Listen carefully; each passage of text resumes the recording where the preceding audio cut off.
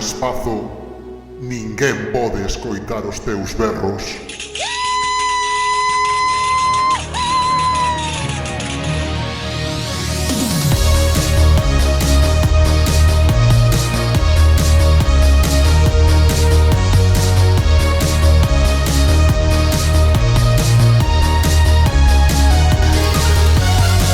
A Caixa Negra da Nostromo.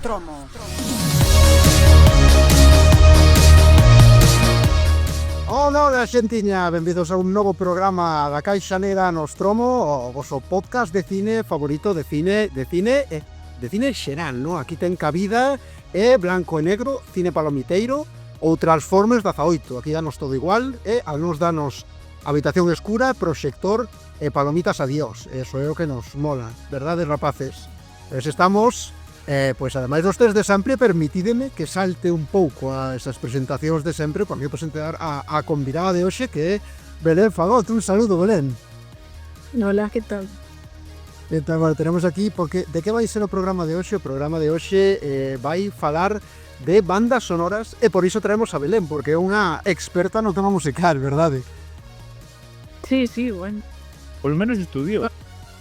Por lo menos sí. Xa levo anos estudiando, non vai algo terei que saber, dijo. Xa levamos unha tempada aprendo xente que sabe de temas porque empezaba a ser moi cantoso que non tiñamos puta idea do que estábamos dicindo. Entón, agora que xa nos curamos un pouco en salud, xa traemos a xente que controla un pouco.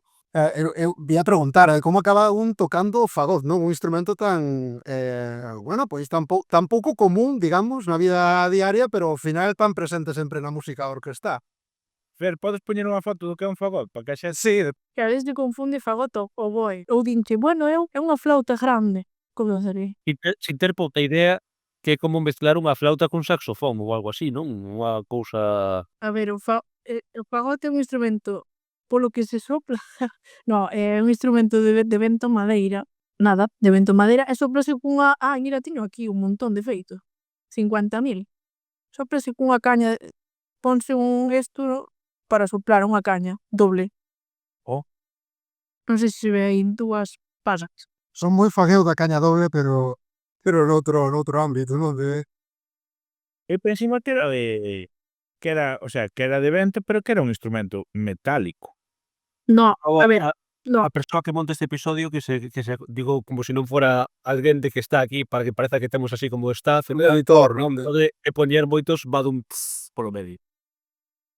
A ver, ten chaves que son de metal e logo ten un tudel que é unha cousa que se engancha no instrumento para puñer a caña esta xusto. Os instrumentos, por exemplo, a flauta considérase de vento madeira porque antiguamente estaba feita de madeira. Ahora a moderna actual está feita de metales, non sei de que, pero tamén se considera vento madeira. A da escuela dun plástico chungo que traía aí. Bueno, Mal feira. Que brítico, tío.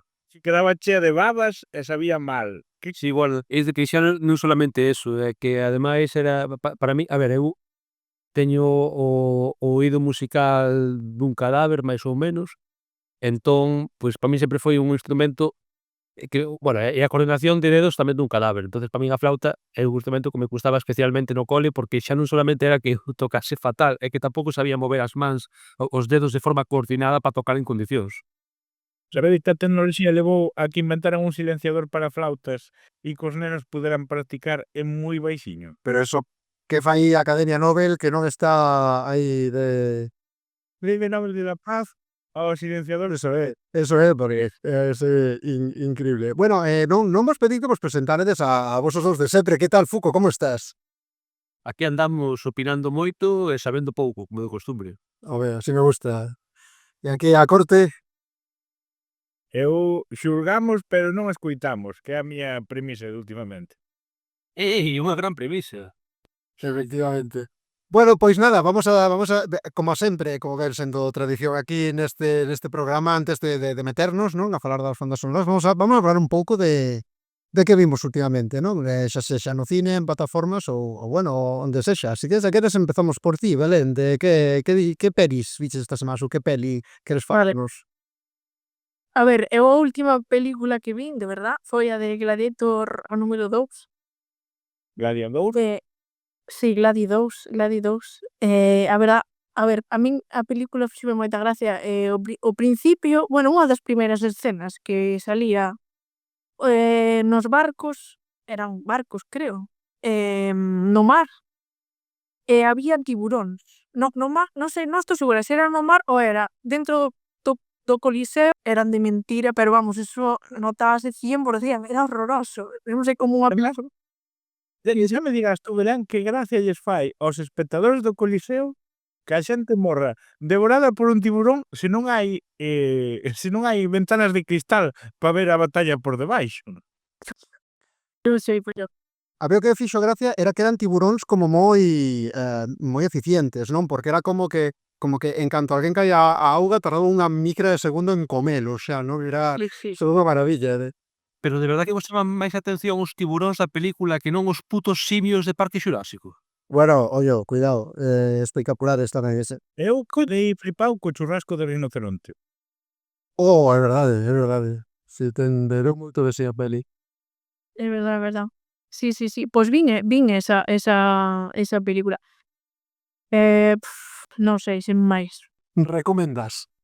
A película, no. A primeira sí estuvo, a min sí que me gustou, pero esta Eu teño que facer un flashback aquí porque a vi no cine con Fer e estábamos no cine, acabamos, saludei a un colega e resulta que nós chegamos ao cine, estaba o Cine Baleiro, última sesión, e de repente empeza a encherse o cine, pero unha animalada, os Cristal de Lugo.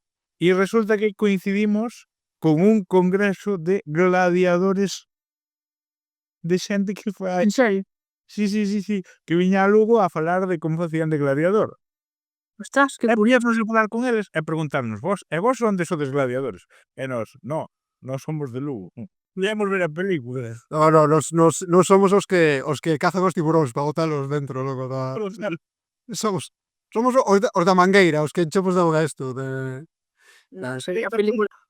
Só teño que dicir unha cousa, estaba vendo con Fer e dixen, buah, que pouco vai durar este personaxe muller.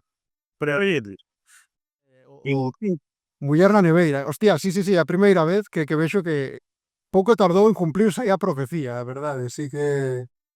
e pensaba que ao millor agardaban como personaxe e a soltaban ao final en plan, a túa batalla final será con esta muller que tamén capturamos e entrenamos para que sea gladiadora. Pois non pasou. Sí, teño que dicir que o que máis o sea, a min a película tampouco me acabou entretívome sin máis, sabes, tampouco quero dicir, pero en xeral o que me pareceu é unha película que como boa secuela super tardía, é dicir, como unha película, porque debe que hai 25 anos polo medio, unha animalada así, éramos nenos cando saliu Gladiator, e agora xa imos pa vellos, joder, esa referencia constante a feitos e personaxes da película original, sabes? Era un pouco como as secuelas de Star Wars, así, que era como, mira, aparece fulanito que xa estaba na anterior película e tal, aínda que faga un mini cameo de 5 segundos para que haxa continuidade, sabes? Como a historia é unha puta idea de olla, pois vou establecer unha continuidade entre as dúas películas a base de algunha cara conocida que apareza polo medio. Polo menos non reviviron a nadie con CGI. Buah, pois a min teníame encantado porque sabedes que o guión original para esta peli era resucitar a Russell Crowe e mandalo a través do tempo. Sí, o sea, eu que quería ver esa película. Ese é o Gladiator 2 que eu quería ter visto. Restaure de Gladiator 2 verse. Isto ben que sabía, porque claro, nos aquí isto é como entre a peña que facemos así, bueno, que sei, cousas así de cine e tal, é como un dato ben sabido, pero non sei se todo o mundo é consciente disto.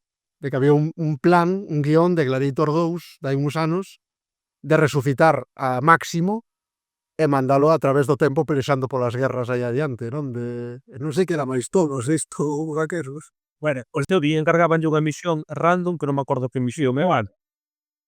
Por certo, unha movida que ten esta peli de Gladiator 2 é que ten un tropos como superheroico, o sea, como superheroico, que é cando atopa a armadura de Máximo e cando pon a armadura e todo o rollo, que é como, a ver, eu estuve en Batman e en pelis así, rollo de estou aquí seguindo un legado, pero nunca pensei que nunha película de un peplum iban facer unha zona tan de cine de superheróis. Eu vino en Conan. Ui, caio por aquí e atopo unha espada. A armadura que a teñen, eu penso que isto xa o dixemos algún episodio cando falamos de Gladiator 2, pero a armadura que a teñen ali colgada como a quen retira un número nos Lakers. Aí a camiseta de Michael Jordan, aí, os cabos, Mi ser asinada do bar Pepe. Sí. Bueno, eu teño que añadir unha cousa, xa que me toca a parte musical. O único así que podo destacar da película é que a banda sonora, un dos músicos que participou para facer a grabación é Abraham Cupeiro, que é galego. Espera. Sí, sí. Habrá algún peiro meteuse aí? Sí, chamouno o de banda sonora, Harry Gregson, non? Harry Gregson. Fixo un instrumento a base de imaxes ou algo así? No, el ten feitos algún instrumento. Creo que ten feitos, el fai, ten feitos réplicas como creo que algún instrumento romano, corno, creo, ou aulos, que é griego. El participou, non sei se en todas as pezas da banda sonora, pero en moitas si, tocando instrumentos antigos. Non tocou algo fai pouco nun partido do Celta, pode ser? Tocou Sí. así algunha... O Carnix, creo que se chama. Eu non o coñezo a este tipo. Se me dades un pouco de contexto, guai. Dous o contexto de que eu coñecino de pequeno. Sí. Abraham Cupeira de Sarria.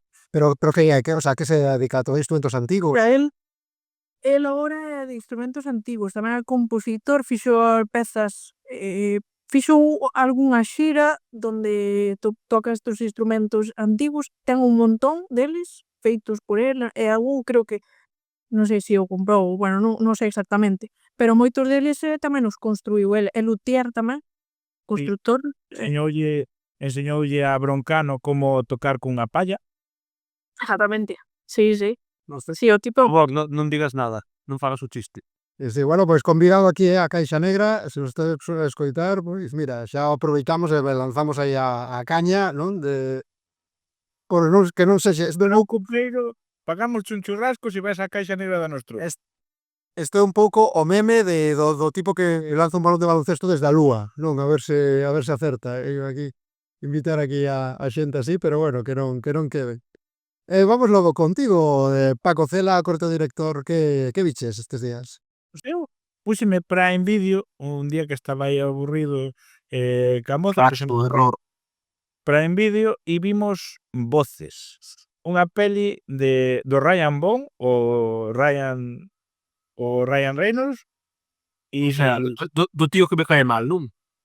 pero non che caían mal os dous. No, O Gosling caiche ben.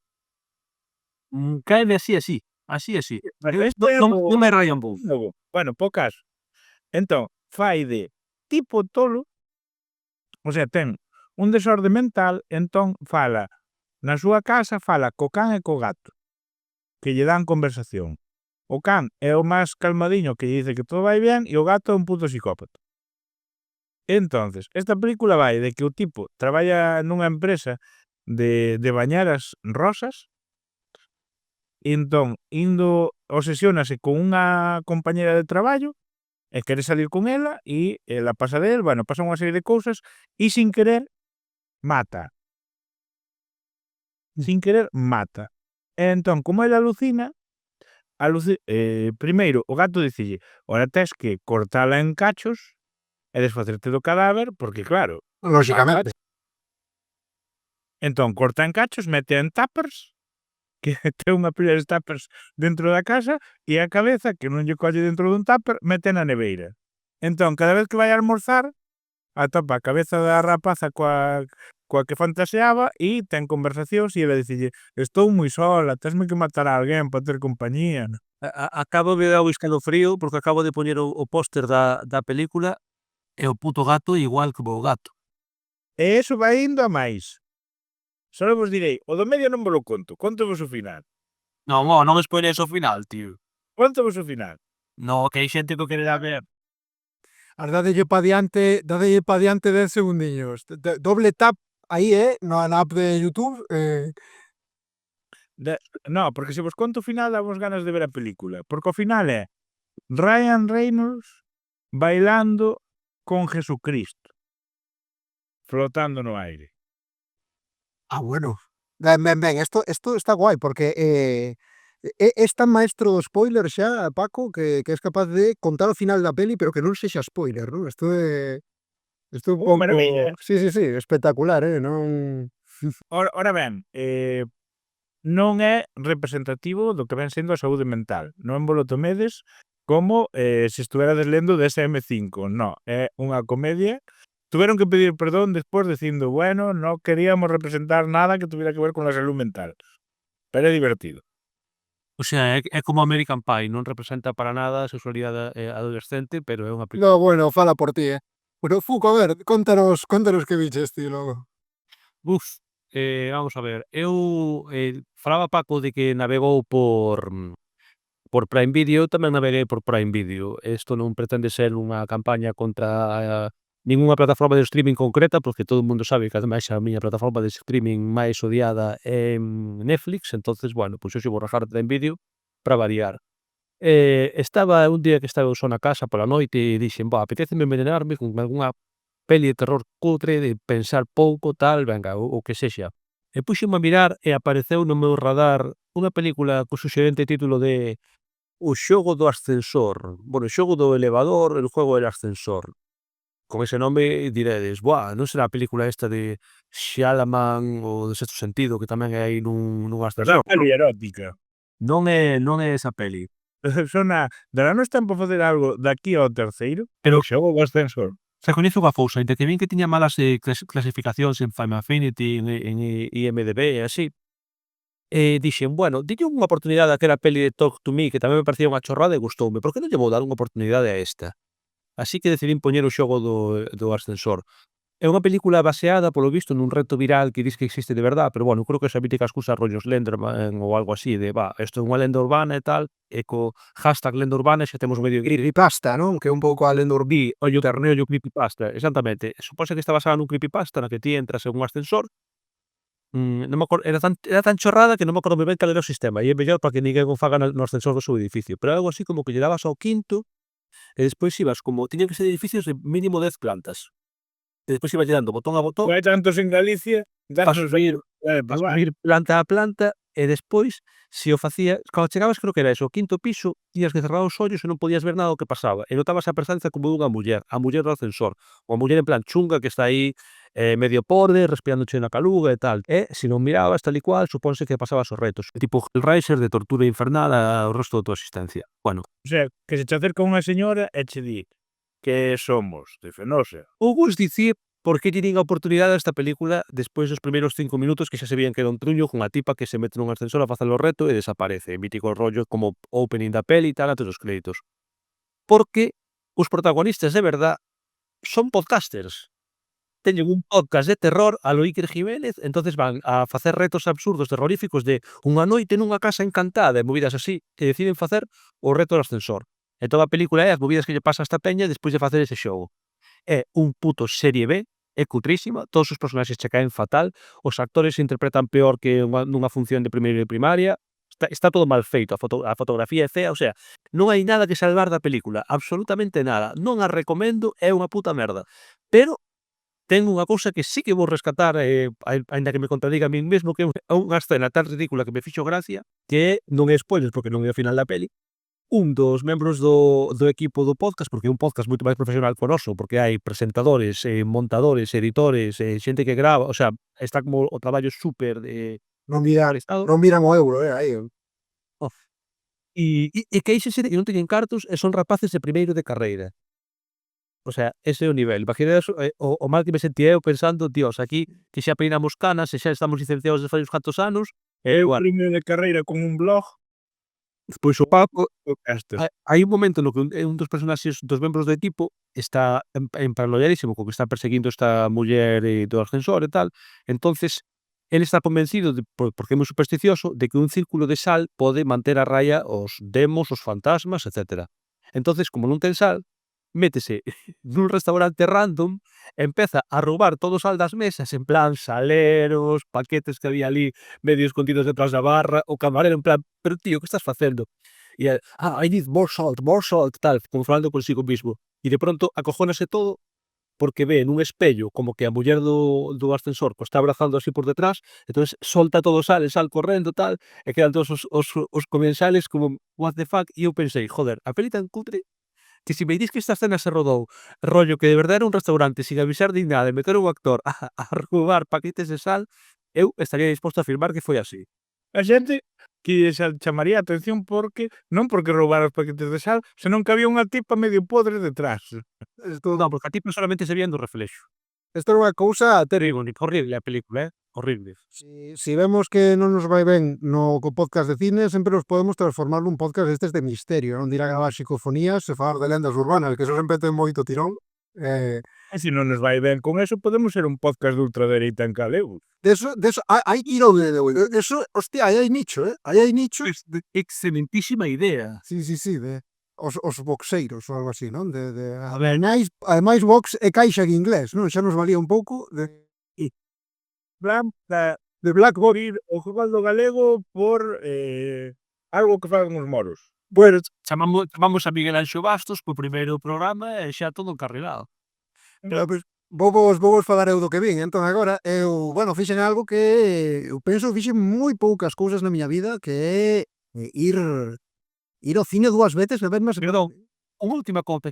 Tivos spoilé cal é a orixe da muller do ascensor, porque iso era a máis chorra de todos. Oia, aquí estamos co spoiler moi alto hoxe, ti verás, no, É mellor que vexades. Sartre florista. Non, é mellor que vexades a peli porque eu hai unha frase que eu puxeme a rir solo, sabes? Casi para tragar cos cacahuetes. Era o personaxe de Misión Imposible 1 que morría no ascensor. Non, pero acordeime moito desa película. Eu pensei, abriu a porta e non estaba o ascensor, caeu para baixo, algo así de... É unha tipa que lle fan unha novatada na universidade e deixana no hueco do ascensor e olvídanse dela e morre de fame, non morre esmagada. Joder, a novatada, macho. Lunario do ascensor. Era a tipa aí esperando. Bueno, xa virán por mí. Pues, joder, ainda non veñen por mí. Vamos falar do que vin eu, entón, que como os dicía, fui unha cousa que eu debe facer moi poucas cousas na vida, que é ir ao cine 2 veces na mesma semana, non? Funtuban un pouco o que é unha visión ao ser rico, non? Eu penso que así é como de vivir a xente rica, non? Ali fun, vou falar da primeira que fun ver, que é Heretic, que non sei se seguirá no cine cando estrenemos isto, pero se está, eu recomendo porque me gustou. É unha peli de terror, pero protagonizada por un actor que non adoitamos ver neste tipo de xénero, que é Hugh Grant, non? Hugh Grant protagonizando unha peli de terror, e a verdade é que está moi guai. A película trata de dúas rapazas que son mormonas e van facendo un pouco, sabedes o que son os mormóns, non? Os mormóns son... É o mismo que sean mormonas que sean moi monas, perdón. Non é o mesmo, non é o mesmo. Seguramente todos temos en mente esta xente, non, que moitas veces se confunden cos testigos de Xehová, pero non son exactamente o mesmo, que son peña que vai como con corbata e tal, e van polas rúas aí falando da igrexa de santos dos últimos días, non sei que, pois eses son mormóns. Dúas rapazas destas que van polas casas, pois facendo eso, facendo misión, non, facendo un pouco de comerciais da religión, non, de a ver se te queres unir aquí a nosa congregación.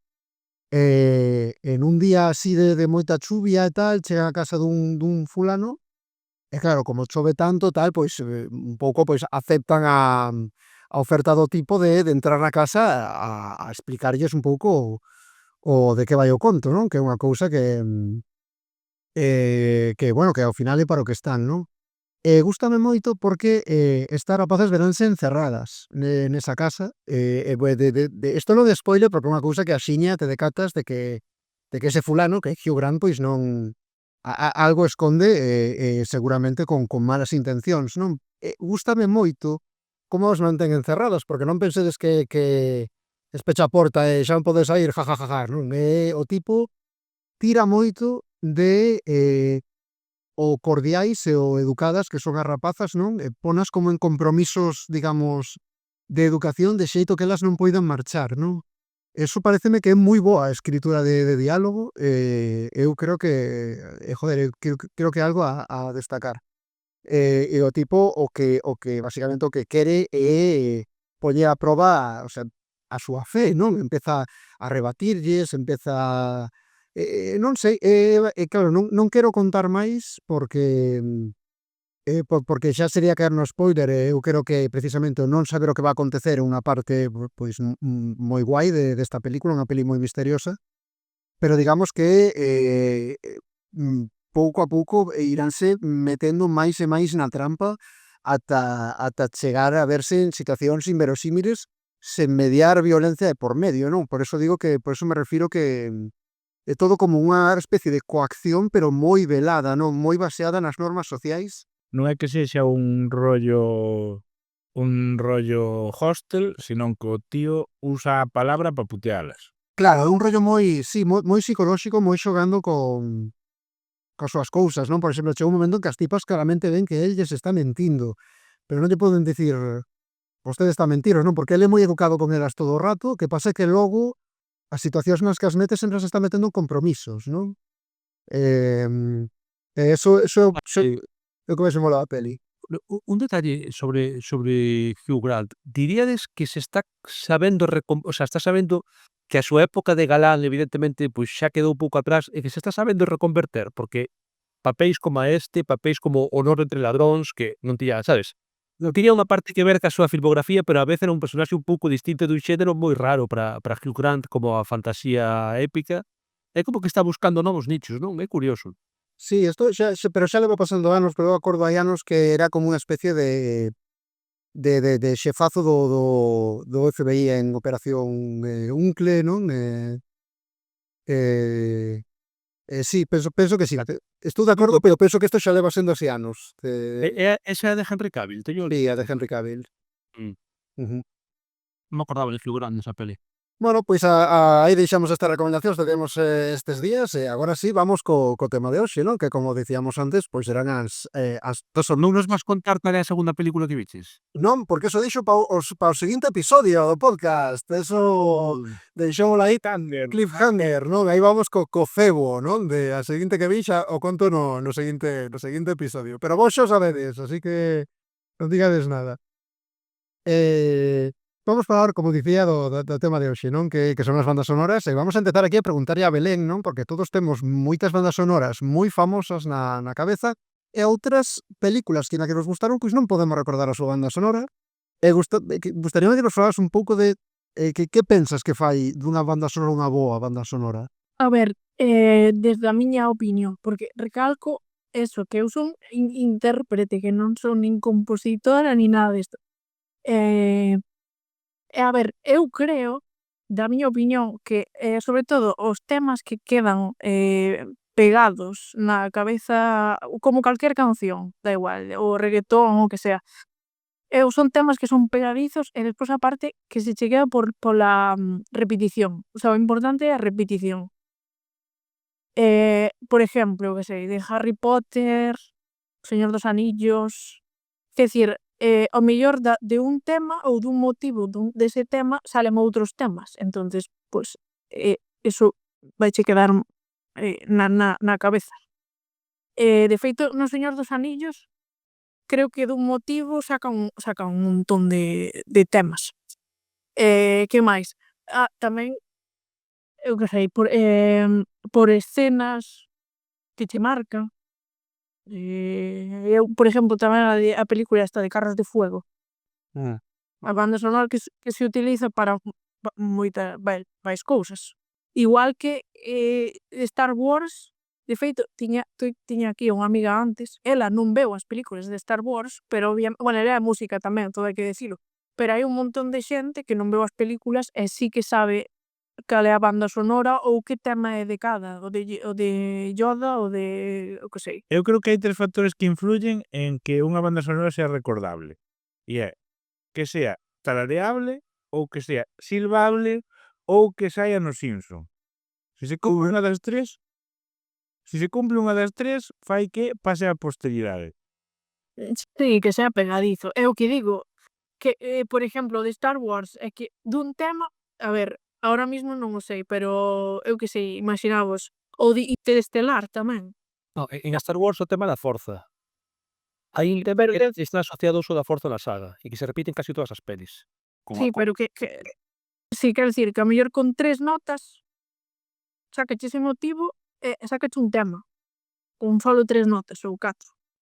Tamén pasa nas pelis de Die Hard. Non sei se vos dades conta, polo menos nas 3 primeiras, eu creo que a partir da cuarta deixaron de usala. Eu non vou tentar reproducir o sonido porque, como xa dixen, teño o oído musical dun cadáver, entón non o vou facer.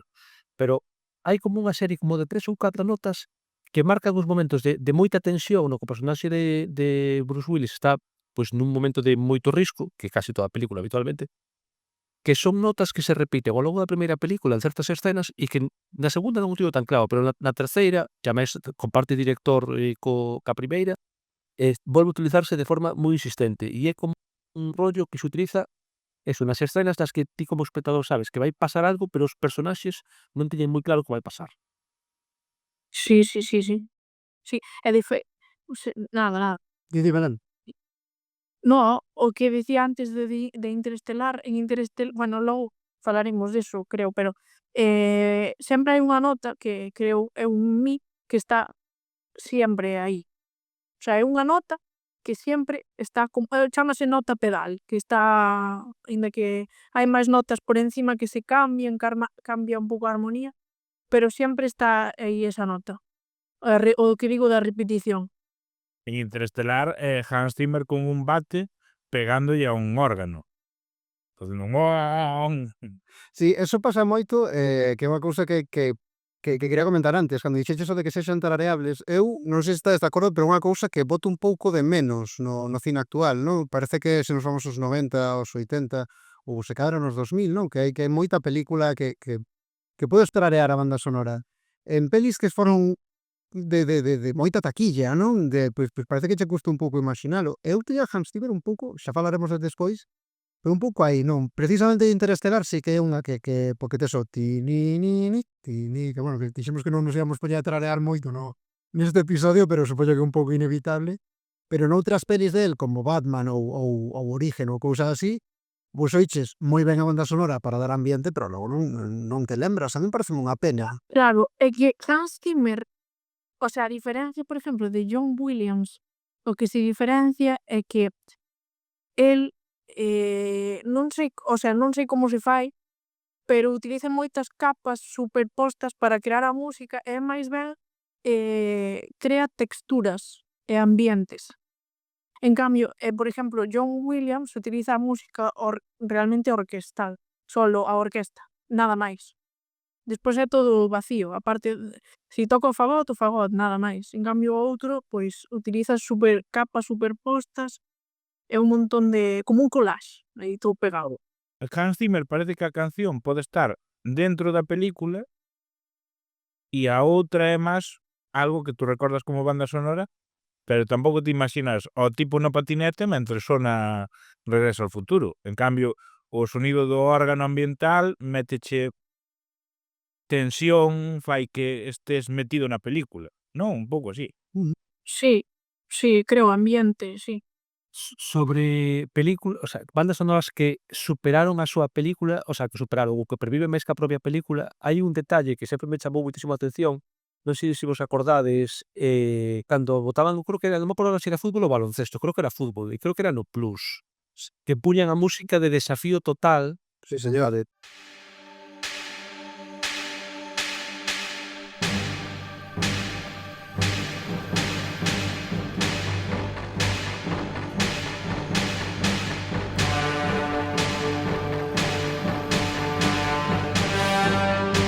que esa música así como tan forte e tal, que aparte de que eu creo que eu coñecín esa música antes polos partidos que por a película, que había pois, un pouco máis maior, algunha vez vos fijastes que esa banda sonora de Desafío Total se parece moitísimo a outra banda sonora dunha película protagonizada por Choache tamén, como é a de Conan, a primeira película de Conan. O ese inicio, o sea, é moi, creo que se chama, o sea, en Conan é o opening, é cando di a voz aquela do compañeiro, cando os mares asolagaron a Atlántida, tal, non sei que. e empeza esa película unha época de grandes aventuras, empeza tan tan ta ta ta ta, vale, pois empeza esa, vedes que tatareo fatal, e é a mesma película que a ban que o motivo principal, digamos, de Desafío Total. E a min chama a atención porque se é unha copia, se o que sexa, se está feito a mantenta, está feito dunha forma moi indiscreta porque é para unha película co mesmo protagonista. Que ao mellor se non fora, se unha persoa non ve toda a filmografía de Chuache, como fixemos algúns, pois non se dá conta, pero os que sí que o fixemos é como, hostia. Temos que falar tamén de El puente sobre o río Kwai.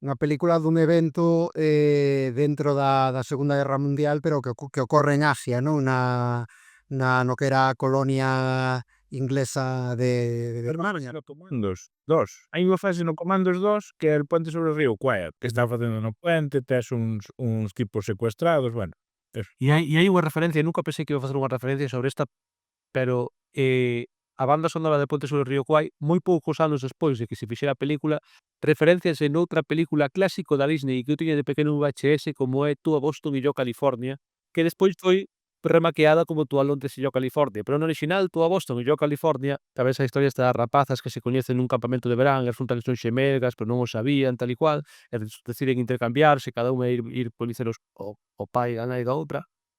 Hai un momento no que nese campamento a directora é como aí super nazi, entón non sei aí man dura e as rapazas tenas super en cintura e tal, e están marchando nunha excursión e están silbando para vacilar a profesora a ponte sobre o río Kwai, que é bastante Trilha sona é unha taberna en La Gran Evasión.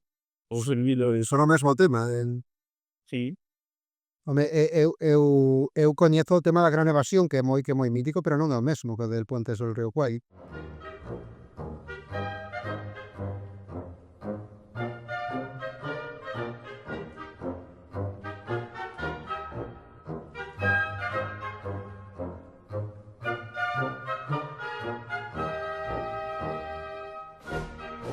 Non son igual. Home, é verdade que son, quero dicir, teñen certa similitude, pero non é o mesmo, non é a mesma melodía. E a de La Gran Evasión é a que sona nos Simpson cando Maggie fuxe da guardería. Son semellantes, é verdade, pero non son exactamente a mesma. E quería falarvos tamén de o que eu considero a banda sonora por excelencia de estudiante flipado de audiovisuais nos anos 2000, non? Ti nos anos 2000, cando empezabas aí, cando querías facer algo cos colegas ca cámara, ou cando, eu que sei, ibas a algún tipo de cursión de audiovisuais e patías un vídeo e querías facelo serio, metías a banda sonora de Requiem por un sueño, non? Que tamén é...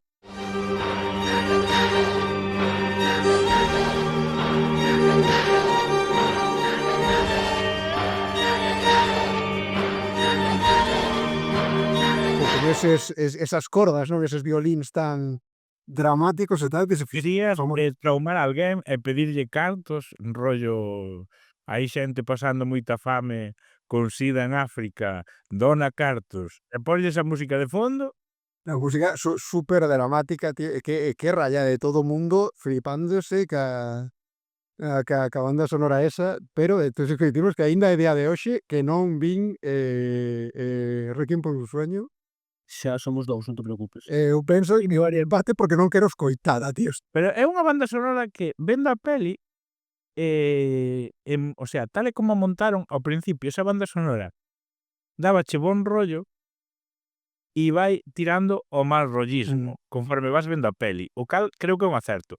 A peli, a ver, envelleceu moi mal, Trainspotting aínda é visible, e Requiem por un sueño recórdame moito a peli de Precious, pero drogándose. Todo lles pasa a eles, todo lles A ver, pasa a eles. o Trainspotting é visible porque, entre outras cousas, apostaron porque fora unha comedia, entón, é que ten os seus toques de drama e tal. Mira, aquí un exemplo, ves? Eu non vin a película esa, nin sabía, o sea, busquei a hora da banda sonora porque dixen, a ver de que están falando. Acabo de buscala, claro, conozco a peza, pero non coñecía, sí que me sona a película, pero non sei a película. Exactamente. É que a peza é moi famosa, non? Quero decir, Sí, xa. Sí, claro, é famosa. E despois teño un par de cousas aquí anotadas que non é exactamente o mesmo, pero a min gostaríame que aquí os nosos ouvintes me botaran unha escoita ás bandas sonoras de The Holiday e de Loca Academia de Policía. Por que? Porque eu creo que non merecen a banda sonora que teñen. Eu penso que teñen temazos absolutos Sí, para lo que era de Loca Academia de Policía, Mira de lo que que acabé. ainda vin o ano pasado, está moi guai. Policía, mólalos aos que as vimos de nenos. A min tamén, pero bueno, quero decir, tampouco. A ver, A banda sonora de pareces Homer Simpson cando Bart roubaba nunha tenda e lle dicía ¿por qué crees que te lleva a ver Loca Academia de Policía? Para que te rieras, se rió alguien en la sala. Reíte. Loca Academia de Policía ten 2 chistes cancelables. Polo 2, terán. La ostra azul ou como se chame, non? Que é o de mandar os espías do poli malo ao bar gay para que queden no bar gay bailando con uns tipos vestidos de Que ten a súa propia banda sonora. Ese chiste que se repiten durante a saga sempre se fai ca mesma banda a sonora. mesma canción, sí. Va de mira, Bailamos el ping-pong, ¿no? El ping-pong, algo así. E hai outra que é que na escena final, cando o jefe da Academia de Policía lles vai dar o discurso de agradecemento e diplomaros a todos, contratan a unha prostituta para que este detrás do atrio e ella chupe mentres solta o discurso final de promoción. Sí, pero acaba conta o chiste inteiro, o sea, conta enteira a escena o que pasa despois que xa é como la recancelación. Porque despois hai un chiste de gays. Non me Porque acordo deso. despois o xefe de policía, que por certo era o pai de Punky Brewster en Punky Brewster, o padrastro, mira así a ver quen lla chupara desde abril e Mahoney, o protagonista, asómase, saúdao, e entón o xefe de policía como que se asusta moito porque cree que foi Mahoney quen lla chupou. Son todos 80 e hai que facer chistes homófobos. A ver, non me malinterpretar, eu teño un oco no meu corazonciño para a saga de Loca Academia de Policía, que está velen flipando, en plan, estes vellos de que hostia están a falar. Eu escoito, non digo, non sei. Pero eu diríamos que busquei a banda sonora porque é super épica, está guapísima e dixi, joder, ata unha comedia así de botar o sábado ás 3 da tarde, daquela Esta sí teño que unha banda te la sonora lío, flipante. Pim, pim, No, pim, pim, pim, pim. Esa é el puente sobre el río No. Kwai. Está estrenando el puente sobre el río Kwai. Loca Academia é de ¿no?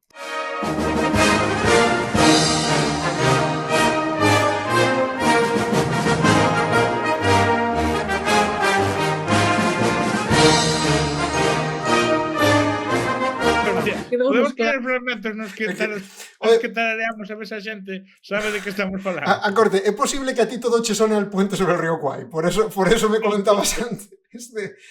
Sabedes en Matrix cando vi os de Matrix non souberon facer ben o polo, por eso todo sabe a polo. Pois eso lle pasa aquí a corte cando sonora de el puente sobre el río Kwai, non?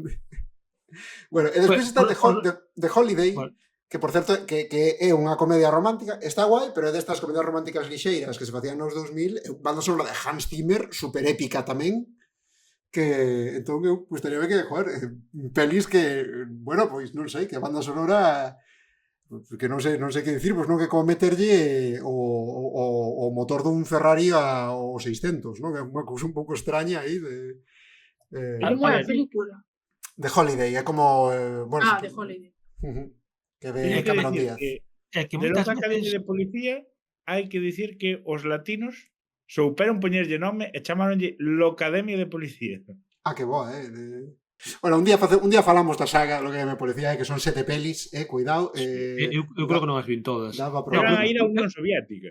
Esa última. En xeral sobre as bandas sonoras que moitas veces dicías, bueno, pois películas que a súa banda sonora está moi por riba da propia película, e que xa non solamente eso, eu creo que para ver un pouquiño a importancia que ten a música no cine, vos intentases algunha vez, hai cortes en YouTube que tal, intentar poñer escenas que son super épicas e poñelas sin música.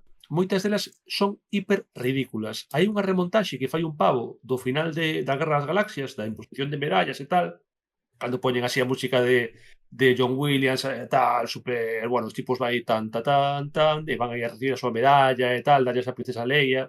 Pois esa escena, sin música, E a máis poñenlle efectos de sonido tipo hai alguén tosendo de fondo, cando che va a carruja escoitas o rugido no medio do silencio da sala.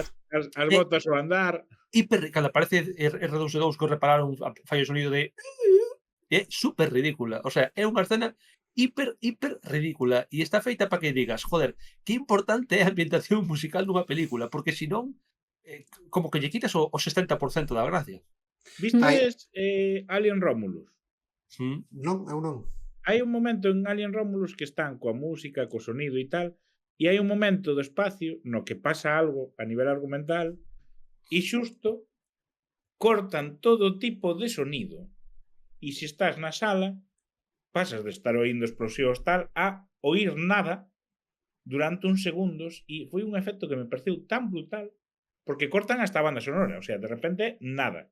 Claro, pero eso é un uso intelixente, quero dicir, a ausencia de son aí ten un sentido narrativo, pero eu o que digo é que se non utilizamos a música para acompañar as escenas, para acompañar certas escenas, estamos privando a película do seu ton e ás veces estamos estamos caendo no terreno do ridículo, porque hai escenas que a súa o formais que son, o longas que son, porque a música tamén hai moito máis dinámicas, fanse eternas, o sea, ti quitaslle a escenas emblemáticas do cine a súa música e a escena parece que dura o doble. E unha Desde escena a dun minuto música dura a El 2. bueno, el feo e el malo no seu momento final e é a cámara enfocando os ollos da peña e tú, vale, que ollos Está tan claro que bonitos. está claro que é unha parte moi necesaria. Belén, a mí gustaríame que nos comentaras cales son as túas bandas sonoras favoritas, se tes así algunha escolla particular.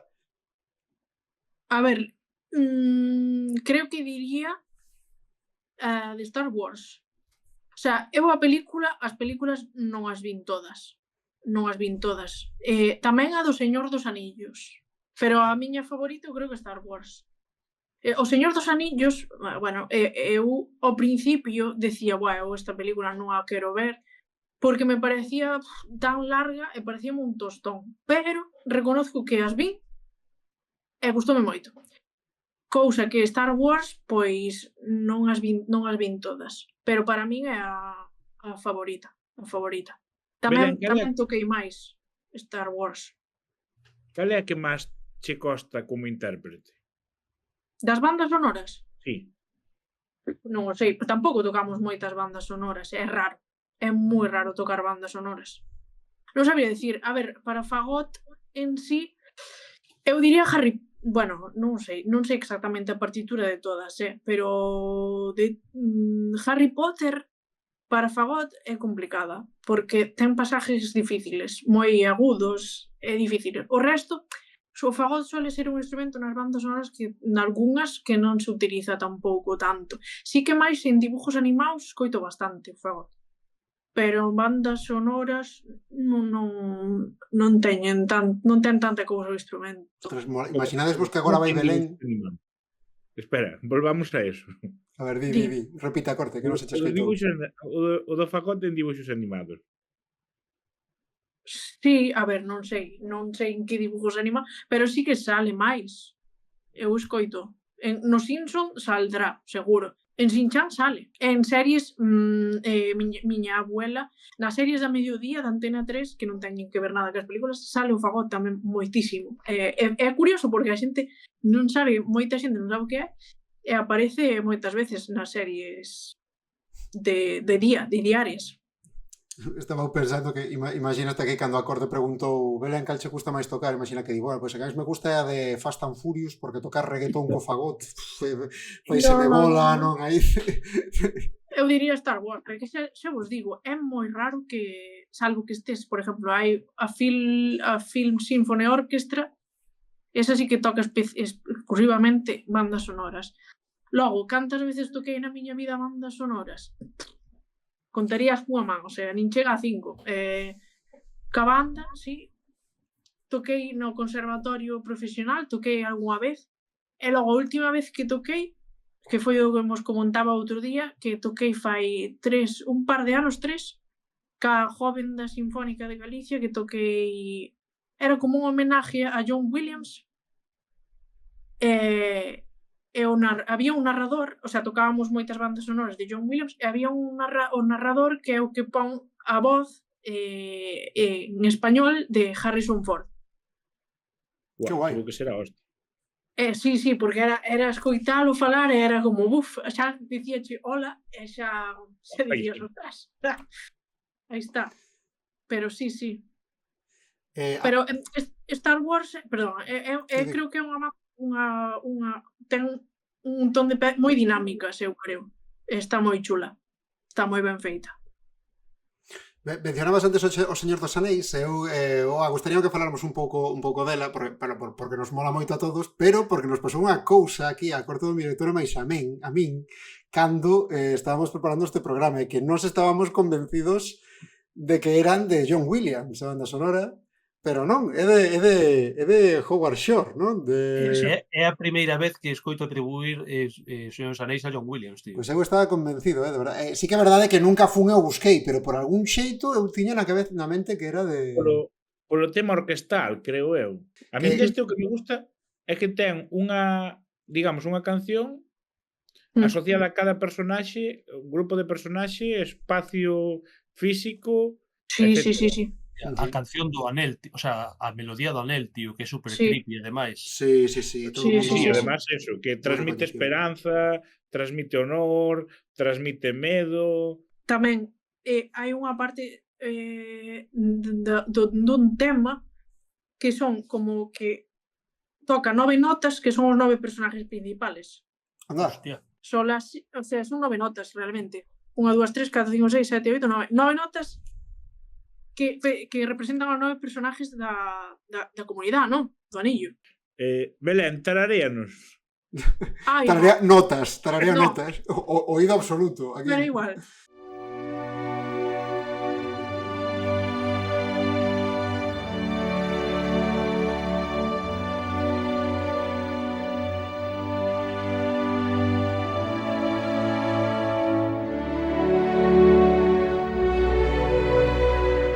E despois outra cousa máis, o tema do anillo tamén ten 9 notas. A ver, eu non lle preguntei se o fixo posta, pero bueno. Era entender, non? Sí. Tiña apuntado que este tío tamén fixo as bandas sonoras de Videodrome, Existence, La Mosca, a saga de Crepúsculo e Spotlight. Está claro que tocou o ceo co Señor dos Anéis. Hai unha escena, non sei se vos dades conta, que a mí me parece espectacular, porque usa dentro do leitmotiv o sea, os Rohirrim teñen unha melodía específica deles que de feito, onde máis soa, eu creo que era a segunda nas súas torres, que é así como moi melancólica e tal, pero a mí gusta moito. E que soa que nunhas das escenas favoritas de toda a triloxía, cando chega por primeira vez a corte de Ceo de Ghislaine está enfermo, Eowyn sale ao exterior como enfadada por un choque que tivo con Grima e tal, ela abre as portas e o vento arranca un dos pendóns do castelo e lévao cara a chaira e cae aos pés do cabalo de Aragorn cando están chegando a... como se chamaba a capital? Bueno, non me acordo como se chamaba a capital de Roma. E sona esa música que é así como... que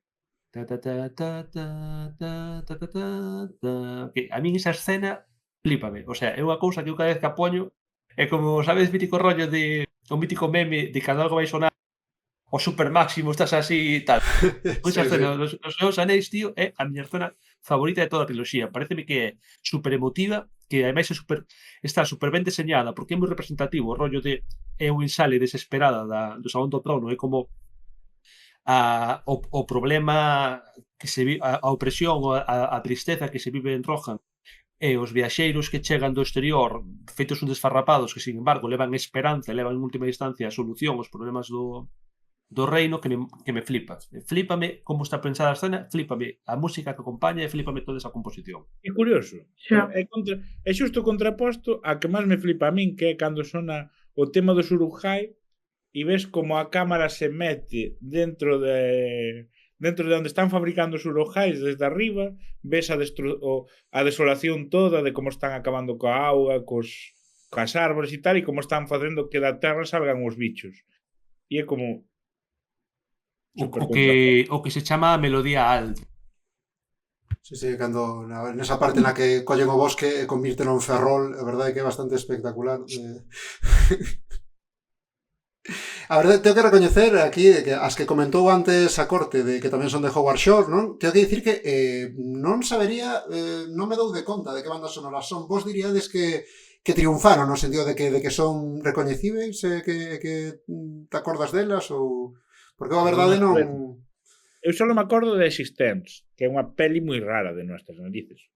O sea, bueno, todas as do director de Existence, que non me sale agora o nome, pero Videodrome e La Mosca, o tío este que fai moito body horror, bueno, non me sale agora o nome, pero Existencia de Cronenberg. Para body horror as piscinas de Sar en Claro. Compostela no verán, en Existence sei que acompañaba moi ben. O sea, eu acórdome de disfrutar a banda sonora. Das outras non me acordo, pero porque realmente prima aí o body horror e os efectos especiais e a banda sonora está, pero o que dicías tú, que a mellor quedaba ridículo poñer unha mosca mutante sin unha banda sonora por fondo, sabes?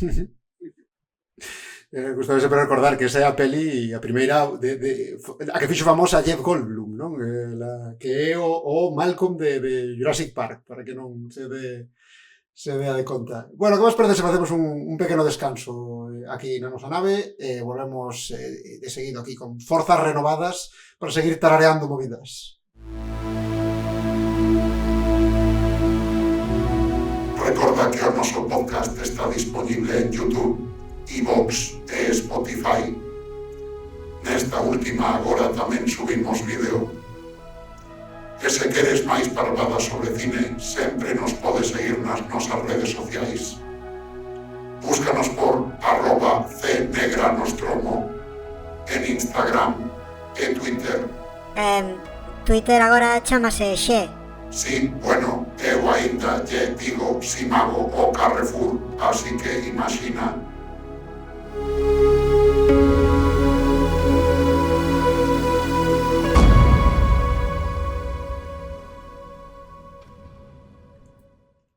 Estamos xa de volta na Caixa Negra Nostromo. Continuamos aquí con o noso programa sobre bandas sonoras con Belén Fagot como convidada e agora imos repasar un pouco pois eses grandes compositores, non, que nos fan soñar que acompañan as nosas pelis e vamos xa aquí a como se adoite dicir, non, o tema do elefante na habitación. Vamos a ir co máis famoso, co que todo mundo coñece, cinéfilos e non cinéfilos. Vamos falar de John Williams, verdade? John Williams que, bueno, pois que non sabe quen é, pero é este mítico compositor de fanfarrias, ¿no? Que fixo, pois, mira, a tantas veces mencionada Star Wars, pois eso sería de John Williams, non? Pero moitas cousas máis. Seguramente as vellas de Superman tamén son de John Williams. Claro, e non te olvides do gran complemento a de Star Wars, o outro que vai no paquete da época, actor e compositor, Indiana Jones.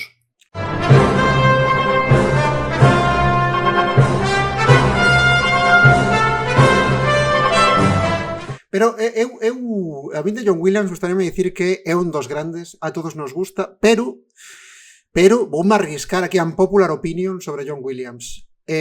Fánseme todas iguais, tío. Fánseme todas moi semellantes.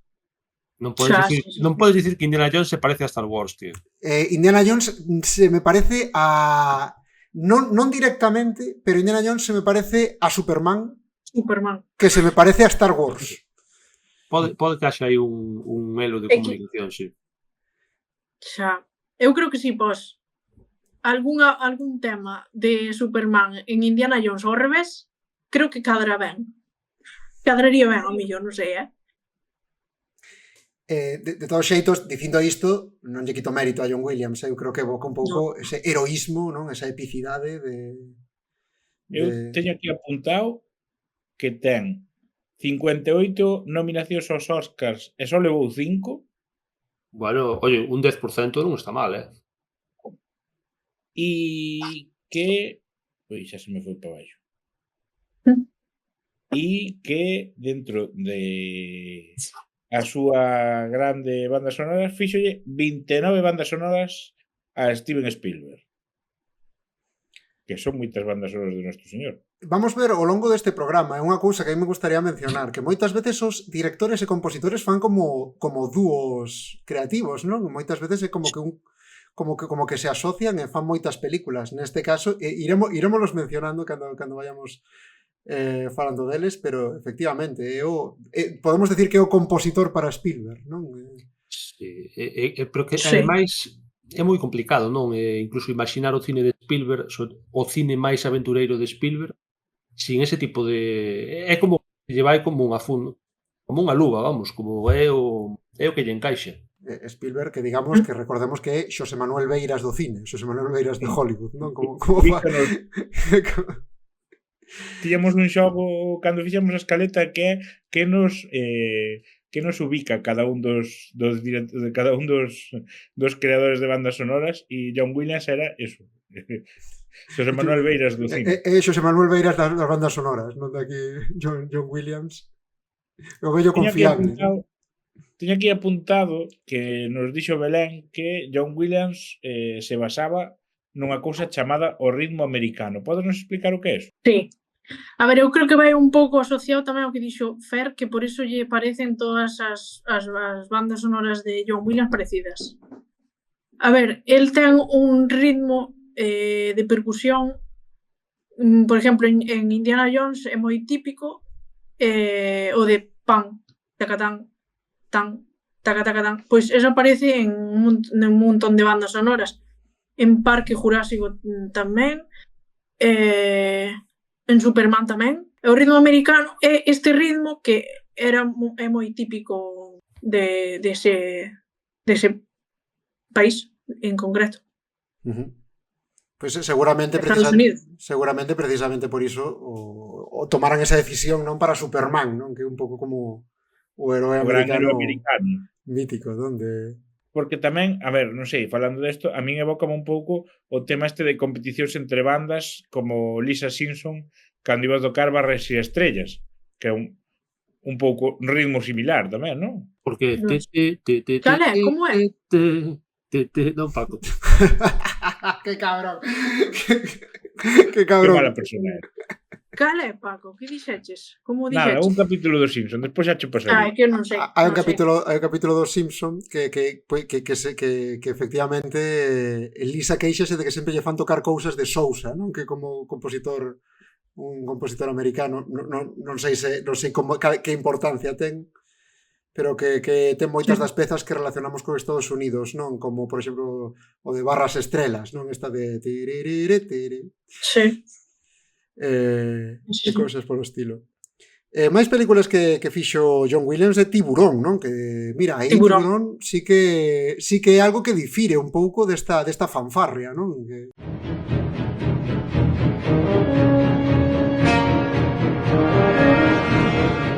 Isto sí que é algo un pouco máis distinto, non?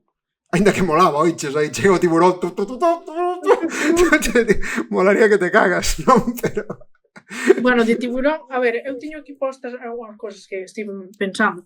En Tiburón, o sea, o que caracterizaba o tema principal é solamente dúas notas, que é un semitono, o sea, que decir, entre as notas, entre cada nota do re mi hai unha distancia, mídense en tonos ou semitonos, digamos.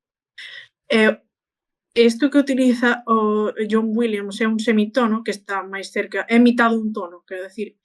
Entonces, crea como esa sensación de expectación, de misterio, e utilizo en toda a banda sonora.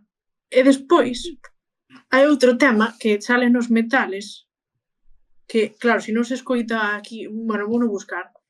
Hai un tema que nos metales, que son 3 notas que produce unha disonancia, o sea, como que sona un pouco extraño. E iso fai que costinato ese de taram, taram, ta, ta, ta, ta, ta, ta, e logo os metales fan parabam, parabam, eso. Pois é o que ese crea esa expectación. Que foi o que inventou que os tiburóns te avisaran con banda sonora de que te iban a comer. Os tiburones de antes eran moito máis respetuosos os de agora. Os de agora pegan aí o chanto e pero porque se antes eran un boneco e os de agora son CGI, entón aí hai un cambio cultural. Pois podo añadir outra cousa máis que tiña aquí Todo. apuntado. Pero isto Sí, sí. retrocedemos un pouco. De Belén, ti Star fala o Wars. que queiras, quero dicir, aquí interrúmpenos, Claro, di Adrián. todo que aquí Vale, a vale. convidade ten Unha preferencia. persona que sabe, Nos Vale, ceda é que el a mí- paso. No, de Star Wars. Quero dicir que os temas que están os temas do ben e os temas do mal, digamos, do lado oscuro. Vale, pero en general os temas empezao sempre por un intervalo, o que digo dos intervalos, a distancia entre as notas, que eso os compositores xogan moito con eso, eu creo. Que é a distancia, teño aquí apuntado, porque estive mirando un pouco, analizando un pouco, de quinta, de cinco, é que claro, se non o escoitado no piano é unha atrapallada. O tema principal é ton, ton, tatitem, tatite, ton, ton. Sempre está o ton, ton, tatite, ton, ton. E despois a outra parte, pom, popem, pem, pom, popem. Sempre hai como esa distancia, de quinta ou de cuarta. É o que solo con escoitar pom, pom, esas dúas notas xa te asocias ca banda sonora. Claro, Igual que o de Tiburón, dúas notas. Claro, de turun. Ai, Oi, sale oi, eses globos, que fantasía. Pero que... Cuidado, pero o payaso cumpleanos. Que vai? Pero cando dou clase online tamén fago sempre, é que debo facer moitas veces así cos dous, e salenme globos sempre. Eso, ostras, de... A ver, A ver, non sei... os A ver, globos puñetero. inesperados recórdanme a It. Para- Cuidado. Para a xente que nos está a escoitar solamente polo podcast, fixo un xesto ca man Belén, e saíronlle globos como de efecto especial no Discord que utilizamos para facer a chamada. Isto vamos, E foi buenísimo. A mí gustaría comentar unha cousa. Falábamos de que era o compositor de Steven Spielberg, John Williams, pero Foucault comentou un par delas de George Lucas, como é Star Wars e como é, bueno, eco dirixida, non? As de Indiana Jones. Penso. Ou eso, No, ou son producidas por Lucas, dirigidas por... producidas por Lucas. Bueno, o que ocorreu con Star Wars é que Star Wars é unha peli dos 70. E nos 70 estaba moi arriba a música disco. Claro, a música disco agora relacionábamos moito cos 70, pero nos 70 era a música máis moderna que había. Entón, a idea de George Lucas, isto é en serio, era meterlle música disco de banda sonora a Star Wars. en serio, rollo Guardianes del Universo. En serio, porque para él era como a música máis moderna, que era o que máis lle pegaba a unha peli do espazo. E ten certo sentido se vos fixades na estética de Star Wars, por os peinados que levan son peinados moi da época, por exemplo, o sea, iban moi de modernos a estética deles. Que vemos Falta agora... Travolta en Star Wars. Eso para é. darlle o toque. Foi Spielberg o que o convenceu para meterlle algo máis clásico, porque el mantiña que o clásico nunca pasa de moda, mentres que o que é moderno nunha época sempre vai estar vencellado a esa época, non? Moi intelixente apreciación. E eso é verdade, e ademais non é o único caso no que porque isto é algo do que sufren outras pelis, por exemplo, Lady Halcón. Hostia. Lady Halcón, que é unha película con temática fantástica e medieval, pero que ten música de sintetizador dos 80.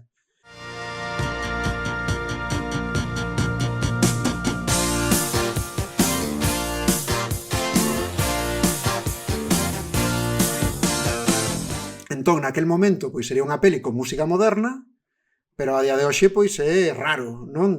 Porque vencellas moito o sintetizador ca música dos 80. E este mesmo motivo é a decisión que é o motivo que levou a Stanley Kubrick a meter música clásica en 2001 Odisea do Espazo.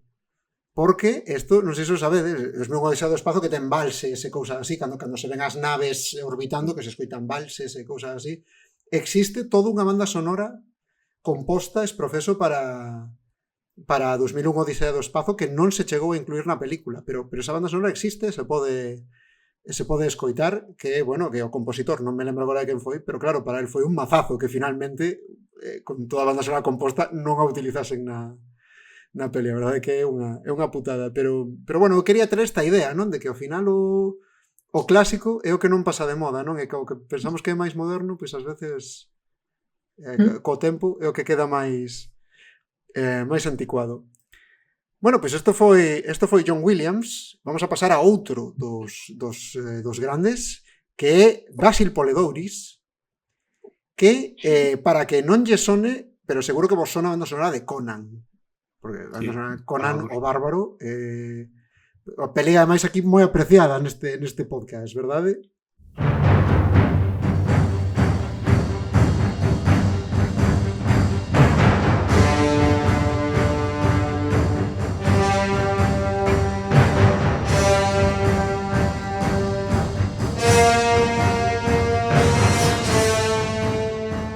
Aquí somos coneiros, polo menos.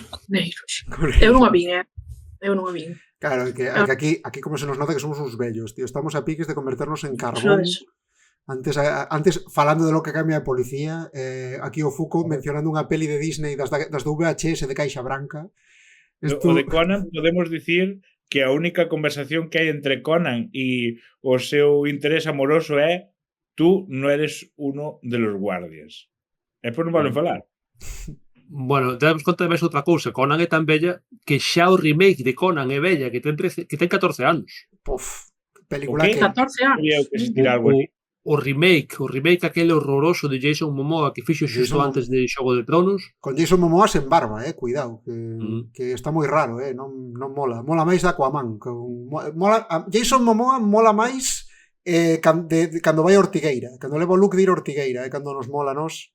Pero eu vou dicir unha cousa do remake de Conan, a mí parece unha merda de película espantosa, pero físicamente a min pegame moito máis co Conan dos libros e dos cómics Momoa que Choache. Agora, a peli de Choache é moito mellor, quero dicir, non hai color. Eu vamos dicir que deste compositor quédome ainda máis coa música que puxo para Robocop e Starship Troopers, que son do mesmo director. E Paul apelido impronunciable holandés Eben. É verdade, o grande Verhoeven, Paul Verhoeven, non? Paul Verhoeven, este é un dos compositores para Paul Verhoeven, pero despois veremos que, por exemplo, que mencionamos antes de que a música de Desafío Total que ya fixo Jerry Goldsmith. E teño aquí anotado tamén Cocodrilo Dundee, que teño que dicir que non me acordo a banda sonora, pero vaya saga máis esquecida, non? Isto nos cando éramos pequenos, Cocodrilo Dundee estaba aí moi de moda aí a principios dos 90. Referenciado no Simpson. Cando éramos pequenos, eu creo que xa empezaba a ser, porque a primeira é do 80 e pico, non? Xa era como unha peli de fai uns anos. Despois houve unha secuela cando éramos pequenos, creo. É que, sabes que pasa? Que Cocodrilo Dundee agora é moi mítico que faz unha peli, ten éxito e o ano seguinte se eche outra. Pero daquelas secuelas a mellor pasaban 2 ou 3 anos, era algo normal, non? Despois hai unha terceira, pero non sei en que ano sai, non a vin, de feito. Tamén lle puxo música a liberar a Willy. Temazo, o sea, peliculón. Tamén referenciadas nos Simpson. É curioso, ves? Este non sei moi ben que opinar de aquí de Basil Poledouris porque claro, pareceme cousas moi distintas, non? Liberar a Willy e Conan, pois estamos aquí en tipos de película moi distintos. E bandas sonoras, pois que, bueno, que non sei como é a de Liberar a Willy, pero supoño que sonan moi distintas tamén, non? A min evócame a un compañeiro que tuve de clase na ESO, que era testigo de Jehová, e entonces no colexio vio o vestido de chándal, e depois víalo pola rúa vestido de traxe predicando. Entón, era o gran contraste entre elementos. Tamén fixo A caza do outubro vermello, peli da que xa falamos cando fixemos o especial sobre submarinos. Eu daqui falaría sobre todo da de Conan. A banda sonora de Conan para mí, na miña opinión, das mellores bandas sonoras da historia do cine.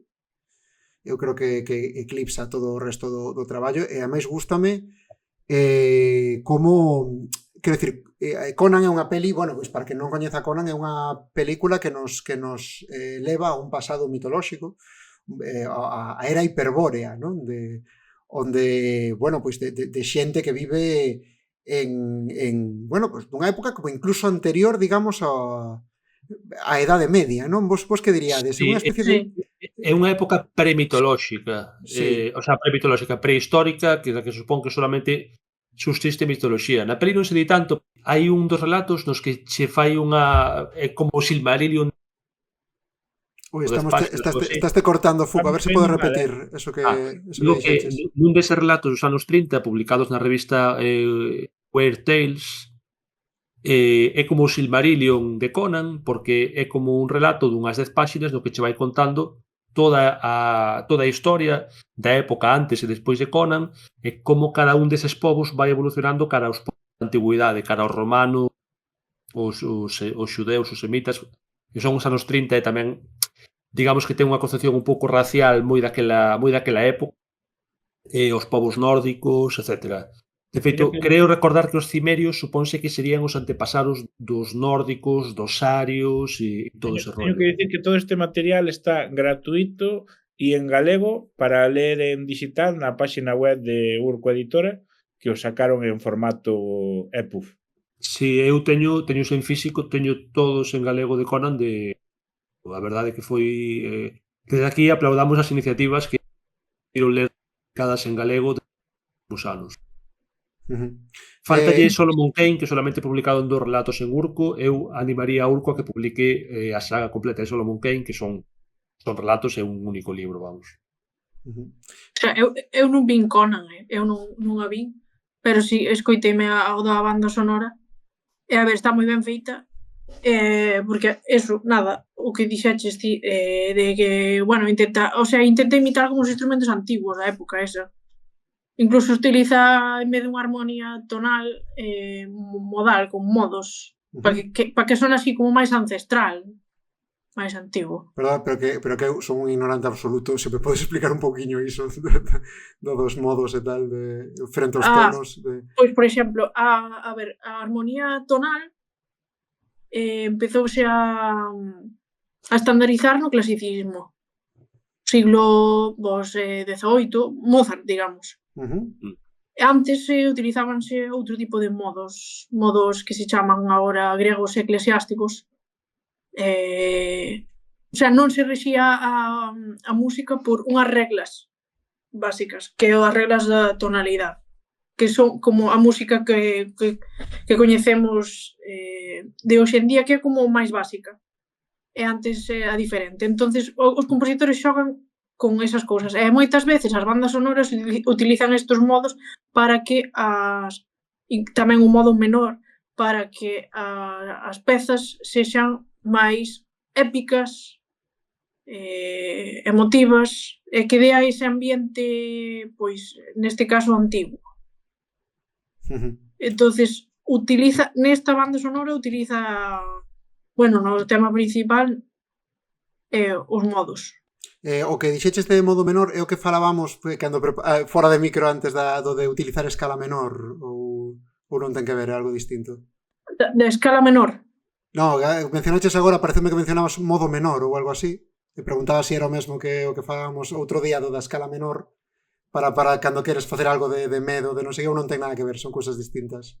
Sí, tamén, sí. É que dentro da tonalidade do que coñecemos o sistema tonal, que é o sistema estándar actual, pois na tonalidade, digamos, hai 2 tipos, que é o modo maior e o modo menor. E logo, quitamos a tonalidade, están os modos, que é outra cousa distinta, que son modos como máis antigos. Entonces, eso que estás dicindo ti entra dentro da tonalidade, sí, que se pode cambiar do modo maior ao menor. E o menor sona máis oscuro, máis triste, entre comillas. A min desta banda sonora gústame moito tamén a variedade, non? Porque hai os temas que son máis do guerreiro, non? Que Conan este guerreiro solitario, non? Aí ca súa espada, cos seus deuses antigos. Pero despois temos estes temas, porque é este xénero que ben se chama espada e bruxería, non? Cando entran neste templo onde ese mago, ese home serpe que o malo ten ali montada aquela orxía, tal, o tema de esa que se escoita cando entra nese, de repente, non? Cando ven dese páramo polo que vai cabalgando, de repente entra nese templo, non sei que, como cambia a música, e que tipo de música é, que recorda unha especie de festa, non sei, pasa... De festa pagana romana ou algo así. Para min, eso sona como sería que sonaría unha destas orxías romanas que están comendo a fartar e ali tirados nas tumbonas estas que tiñan e así. Sona un pouco nese plan. Sí, Ou como eu imagino que sonaría unha festa dese estilo. desde logo contribúe moitísimo á fascinación, non, desta película. Para min, aínda a día de hoxe, unha peli... A ver, dá un pouco a risa igual como se ven as serpes a día de hoxe, o tema que embelleceron un pouco mal os efectos, pero para min segue sendo unha peli moi a respectar. Pero compara ca súa, pa min, horrible secuela ou co horrible spin-off de Red Sonja, quero dicir... Ou co remake. No, pero digo para manternos dentro da mesma época. É dicir, non é simplemente que sexa unha peli pois feita cuns valores, o sea, feita cun arte cinematográfica como máis antiga e máis noble. No, é unha película que está moi ben feita porque aínda se contrapón máis as merdas que fixeron a continuación co mesmo personaxe, co mesmo trasfondo e con todo, e como se pode joder unha saga así. Sí, pero de feito nin sequera, digamos, nin sequera os mesmos, bueno, non os mesmos creadores exactamente, pero nin sequera no mesmo tempo o que a película se puido replicar, non? Porque ten unha secuela, Conan o Bárbaro, que é Conan o Destructor, que é moi inferior, non? Eso moi mediocre. Destes accidentes que saen un pouco que se adoita dicir dos cazafantasmas, non? Que esa peli foi un accidente, porque cos mesmos fixeron a segunda, que é moi inferior, non? E Conan despois, que ademais creo que ibas un pouco por aí, deu pé a tantísimos imitadores, que eu creo que un dos problemas que ten tipo Ator e tal, que eu creo que un dos problemas que parten é precisamente da ausencia, bueno, parte da serie B de tal, é o tema da música, que eu creo que a primeira de Conan é tan boa, entre outras cousas, segurísimo. Pola música. Creo que tamén das bandas sonoras, creo que de extensión de minutaje, creo que é desa época, quero decir, porque tampouco se facían bandas sonoras tan grandes de minutaje, creo que era das que máis minutos ten. É que a peli é moi longa e ademais eu creo que repiten moi poucos temas. Haberá si algúns temas concretos que sí que se repitan, pero non vos dá a impresión de que casi cada escena ten un tema específico. E que eu teño baixado, o sea, eu teño baixado para escoitar a banda sonora de Conan e eso, acórdome que había 50.000 pistas distintas con nomes concretos de escenas. Pois moi recomendable tanto a peli como a banda sonora. A mí recordar que peli rodada en España, ollo, cuidado, Conan el Bárbaro, con Jorge Sanz facendo de Schwarzenegger cando era neno, non? Que eso tamén eso nunca está de máis recordar iso. Cambiamos agora de pola por completo e pasamos destes mundos máxicos, desta música orquestal. Nos vamos aos 80, nos vamos ao pianito Casio, nos vamos ao sintetizador, porque vamos falar de John Carpenter. Atención, o noso artesán do cine favorito, porque é un tipo... John Carpenter estará a xente que non o mellor non controla moito do tema, dirá, pero John Carpenter non é director. Efectivamente, pero que John Carpenter non ten compositor. John Carpenter fai a peli e logo di, bueno, voume descargar a aplicación do pianito do móvil que ten Belén aí e vou facer eu a banda sonora, non? É un pouco... Eu creo que John Carpenter facía tamén o catering. Mira que encanades vos fixen. Eu creo que Carl Russell é John Carpenter disfrazado. Porque tamén era mítica, o sea, cantas pelis lle fixo Carl Russell a John Carpenter? Cantas veces vimos a John Carpenter con Carl Russell ao lado? No mesmo sitio, Vos credes que era un tema creativo ou que o facía por aforrar? Eu creo que era un tema creativo. Pode ser creativo. Eu creo que tiña na cabeza que isto quero que sone así. Sí. Eu creo que fai estruturas moi minimalistas, digamos. Sabedes que é trampa? En La Cosa, o sea, estuve investigando e resulta que para La Cosa, que sona moi John Carpenter, o que está acreditado é Morricone. En serio? Eso non o sabía. Ostras. Pero é John Carpenter. Eu creo que dixo, ao mellor o sindicato de músicos non me deixa facer tantas bandas sonoras. Morricone, fírmame aquí, porfa. Aquí, o sea, foi, claro, que, o sea, Morricone como que imitaba o sonido dos sintetizadores que era moi parecido ao de Carpenter.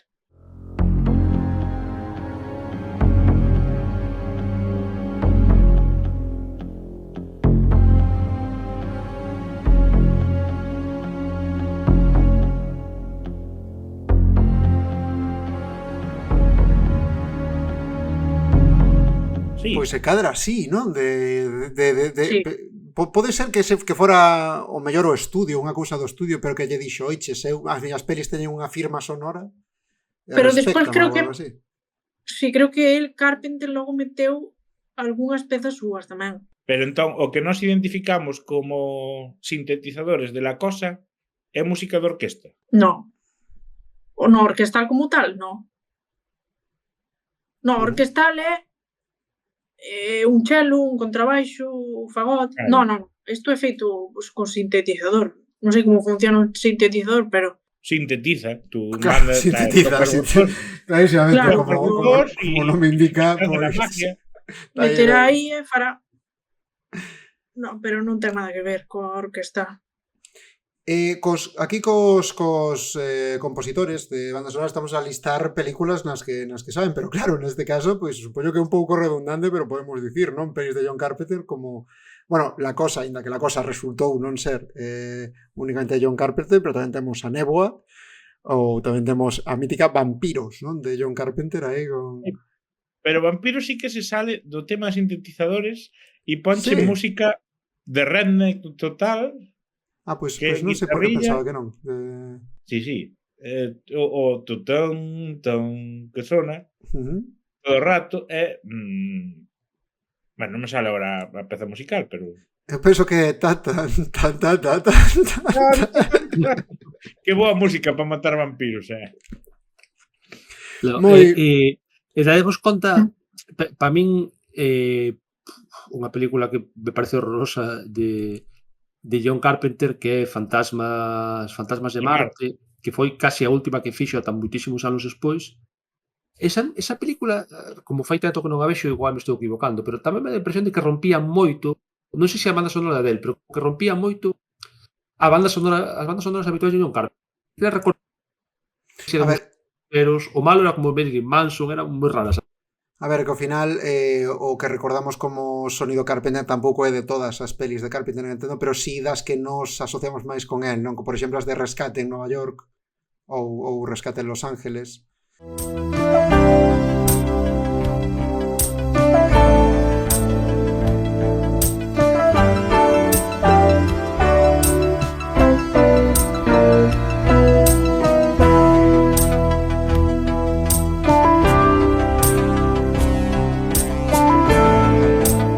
Sí, unha cousa que estaba aquí buscando que sí, a banda sonora foi composta por a da Cosa, A cosa. que foi composta por Morricone e o que dixen antes e logo pon que partes da banda sonora foron descartadas de Thing, pero logo foron usadas que lle levou a Morricone ao seu primeiro Óscar.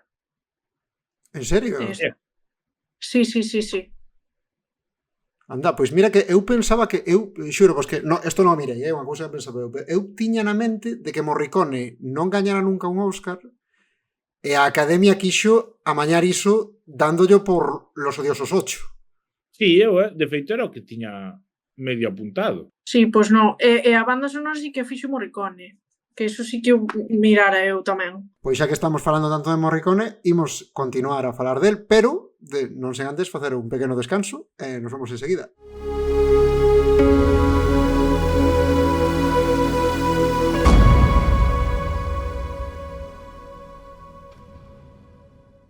Hola de novo, aquí estamos con este programa de bandas sonoras e deixamos antes do descanso a falar de Ennio Morricone e do que vimos empezar a falar agora, non? Do que é, sen dúbida, bueno, creo que estaremos todos de acordo, que é o rei das bandas sonoras de pelis do oeste, de pelis de western, verdade?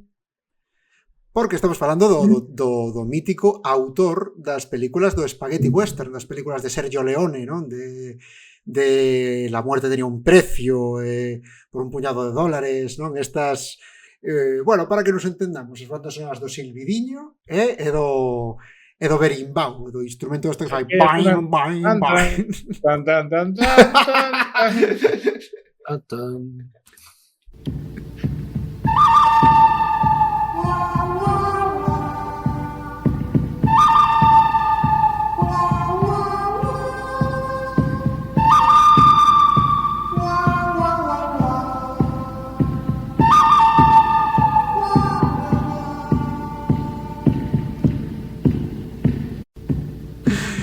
Boísimo, que me contades logo de Míticas.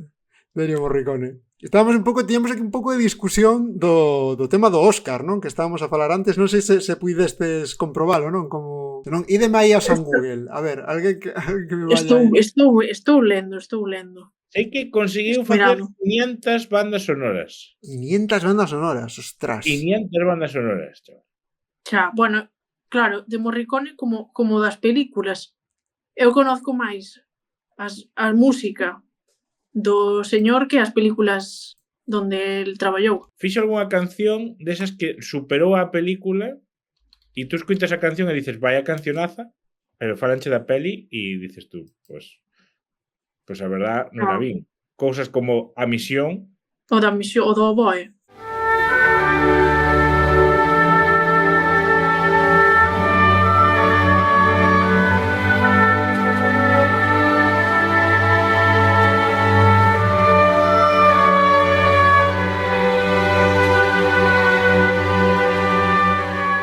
O tema mítico.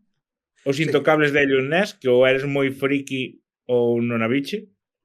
Pois a min gustame moito esa peli, pero eu son moi friki, claro, pero a min gustame moito, Claro. pero a min gustame moito esa peli. Ten que gustar as pelis de mafiosos moito. Pero ti pensas que é tan alternativa, que é tan obscura, digamos, a peli de Os Intocables de Londres. Ao final é Brian De Palma con Robert De Niro e como se chama? E Kevin Pero Costner, non é unha ¿no? peli que boten en bucle por a tele. Eu creo que botaron máis veces Casino, por exemplo. Sí, eso sí que é verdade. Bueno, pero cando éramos pequenos sí que votaban bastante, porque, joder, cando a vin foi na tele. Pero porque para mí Os Intocables non é tanto unha peli de mafiosos como unha peli de vaqueiros en Chicago, realmente. Un pouco así, Todo é un tío. western.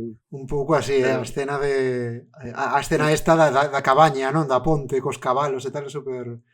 Para min, Moi a western. escena máis western desa película é cando, se queres poliar moito, lle preguntan a Kevin Costner, pero ¿dónde está Nicky? Nicky era este asesino a soldo de Al Capone. E di Kevin Costner, en plan como distraído, está no coche. E xa sabedes que a escena ven despois, se queres poliar moito de como está ese coche e que hai dese coche. Eu quero recomendar unha peli de Morricone, dirixida por Sergio Leone, que non é ningunha das míticas. O sea, é un spaghetti western, pero non é ningún dos que estáis pensando. Quero vos Claro. recomendar unha peli que se chama, a ver, vou dicir primeiro en italiano para quedar así como que son unha persoa que sabe moitos idiomas, cando non o sei. Giu la testa, que non sei, supoño que significa algo así como baixe a cabeza, Sí. porque en español chámase Agáchate maldito. Iso é xusto que estaba buscando en Google para recomendar despois. Agáchate maldito é unha película, atención, na que un tío do IRA, un irlandés do IRA que está en Estados Unidos, bueno, en México, se alía con un bandido mexicano para roubar un banco cheo de ouro e acaban de líderes revolucionarios. Pero, O sea, é unha partida de rol das nosas convertida en película. Estás deixando de lado unha cousa que é o terrorista do IRA sabía en todo momento que non estaba atracando un banco. Paco, pero podes deixar de spoilear películas nalgún momento da noite, tío. Estou... Eu xiro de guión. Desculpademe unha cousa, estou mirando aquí filmografía de Ennio Morricone e pasóusenos unha peli mencionada antes por Fuku, que resulta que a banda sonora de Ennio Morricone e non... Veña, Fuku, das pelis que falaches hoxe... El juego del ascensor. A do ascensor é de Ennio Morricone. No, pero está a nivel. Red Sonja é de Ennio Morricone, a banda sonora. Hostia, non o podo creer. Increíble, non o podo creer tampouco. Bueno, pues non estará entre os seus traballos máis destacados, seguramente, pero bueno. Estaba mirando porque quería un pouco botar un pouco de luz sobre esta dúbida que temos agora. Estou mirando, é verdade que estou mirando na wiki, non me estou volvendo tolo cas fontes, pero sí que lle atribúen La Cosa a Ennio Morricone, pero non vexo que gañara Óscar por ela. Insisto, No, estou buscando. na Wikipedia, insisto, que... Busquei no antes. Poñía que ganara un Óscar antes por algo de trayectoria. E si, o segundo polo... Como lle chamades a película? Non sei que de los 8. Los odiosos 8, The Hateful Eight. Sí, sí. Non deixa de ser un remix de peli vaqueirosa. Eu vi as pelis de vaqueros antes, cando era pequena, na galega. As da galega. Esas sí que me gustaban, Agáchate maldito está en galego tamén, podedela atopar nesa páxina na que hai cousas. Pero eran a min facíame moita gracia. Eran increíbles esas películas. A mí, o meu pai sempre me conta que sempre chamou moito a atención cando empezou a galega, que a xente lle parecía moi raro que vía as pelis de vaqueros e para a xente o raro era que os indios falaran galego, sabes? Que falaran galego os vaqueiros era como que lles daba igual, pero que falaran os indios, aí poño eu a barreira. Isto xa se me fai moi raro, non? Dispi, pero a ver... A ver, libros que estaban co cerdo aún en plan, eu plantar lume. Ten o seu sentido, porque podía haber algún vaqueiro que viñera daqui, pero ningún indio viña daqui. Claro. É unha peli da que comentamos A Misión, non? Que é unha película que de feito eu trouxenlle cando estábamos a preparar o episodio, trouxenlle a Belén como que mira, unha peza mítica de fagot, pois non, era un oboe. Isto, unha vez máis eu acusando aquí o ouvido de formigón, non? Que teño eu para diferenciar aquí os instrumentos. Non falamos dunha banda sonora, sin embargo, moi mítica, dunha peli tamén italiana que é Cinema Paradiso. Esa banda sonora toqueina eu, sí. Ah, sí? Hai tempo. Sí. Toqueina eu, pero ves, a película tampouco vin. Mira, outro exemplo. Pero unha banda sonora moi mítica, sen dúbida. Sí. É que tal, é doada de tocar, é chunga ou... Sí, xa te digo, para fagot non ten nada. Simple. Sí.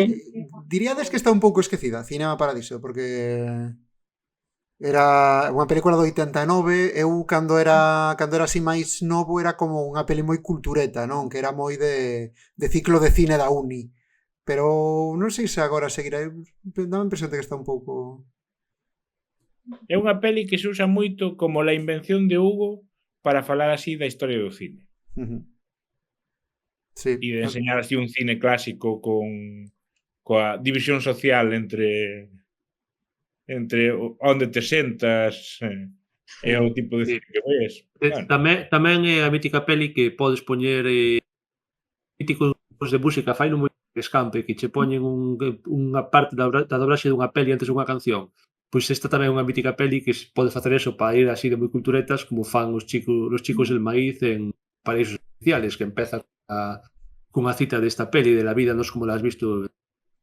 É unha peli, a ver, eu creo que ten o seu toque de que dicía un pouco antes Fer, de fardar, de poño no ciclo universitario e quedo ben, basicamente. Ven a miña casa a ver Netflix, que vemos Cinema Paraíso. Bueno, a ver, a mí se me din de quedar para ver Cinema Paraíso ou para ver el juego del ascensor, pois a primeira, sin dúbida, vamos.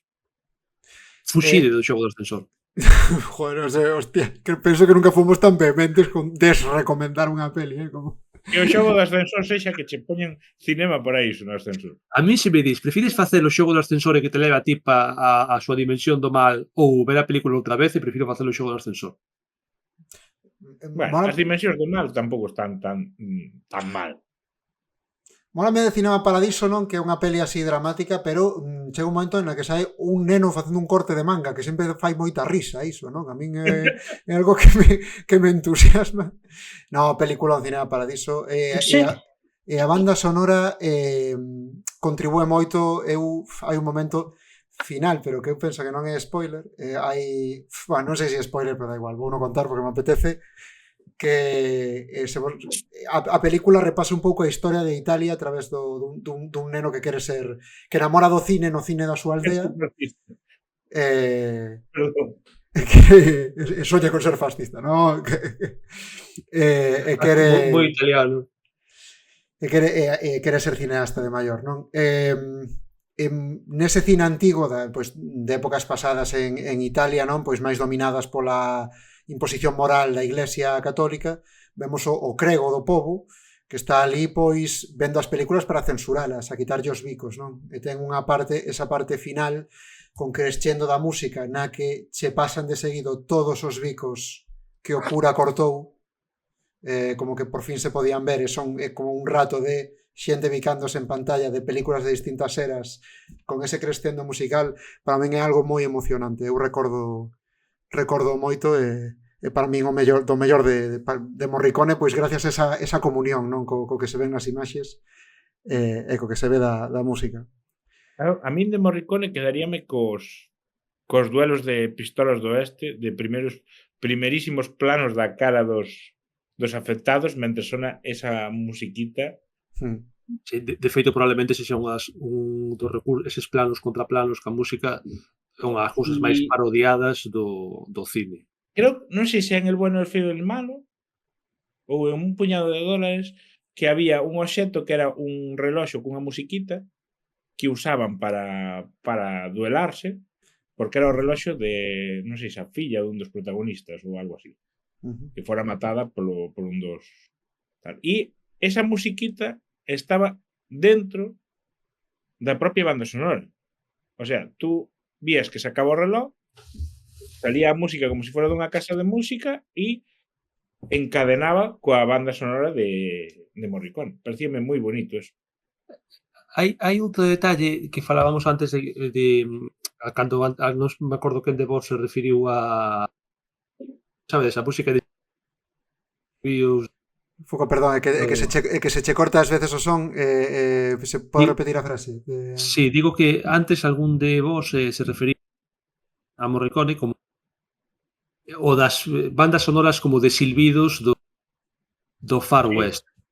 E sendo certo, tamén ten así uns toques que a mí me sonan completamente distintos. Estou pensando en Por un puñado de dólares, a miña escena favorita da película, que é cando Clint Eastwood lle di ao enterrador prepara tres caixas e ao final da escena di, perdón, quixen dicir que no tiroteo subsecuente se cargou pensaba que esa escena está super guai, pero empeza como con unha música super lánguida que como que vai estirando o tempo mentras el camiña cara aos que se pasa diante do enterrador e tal, que non ten nada que ver co tema de silbidos, pero que lle dá tamén como moito empaque, moita personalidade a ese tipo de escenas. A onde quero ir con todo este rollo é que é un tío moi versátil, porque fai unha música moi expresiva e é capaz de adaptala perfectamente aos distintos momentos da película e incluso as lixeiras diferenzas de ton que cada unha desas películas, por exemplo, da triloxía do dólar e tal, teñen entre cada unha delas.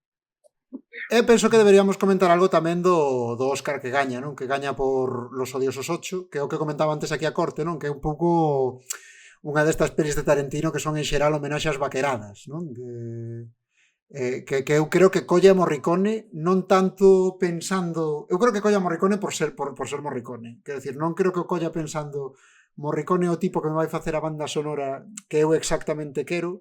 Eu creo que o colle un pouco en plan... Eu creo que basicamente estou facendo un homenaxe ao cine de vaqueiros, pois vou traer aquí a que traballa comigo o crack, non? Eu teño grabadísimo o inicio, que é ese plano do Cristo conxelado ca música de Morricone de fondo, que é como, a min sempre me recorda a este rollo do Inferno de Dante de abandonada aquí toda a esperanza. Ese inicio, ese plano inicial parece unha auténtica mestría. Recordoume unha versión perversa del Último Valle. Rollo, teñen que convivir aí hasta que non haya neve e a ver que pasa.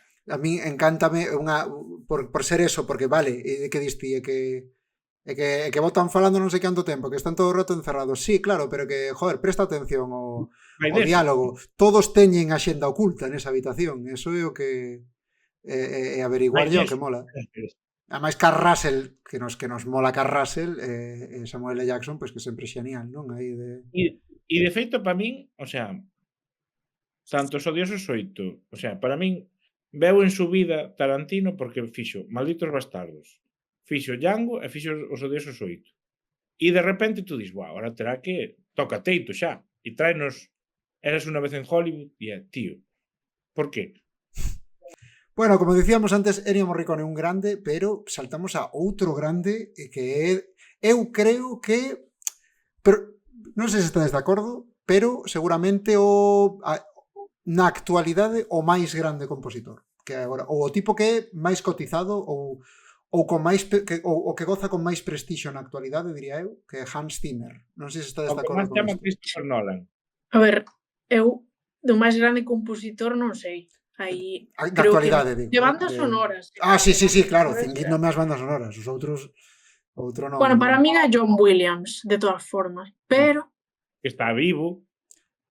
Sí, Quen? pero canto hai que non John saca unha banda Williams, sonora a John Williams, quero dicir. sí, 90 e pico anos. Desde a última de Star Wars, non? Desde el ascenso de Skywalker. Eu creo que foi o último que fixo. Bueno, sí, para min eu prefiro a John Williams porque me gusta moito como trata a orquesta. Gústame moito máis, a verdad. Para tocar tamén mola para min mola tamén bastante. A partitura. E as partituras.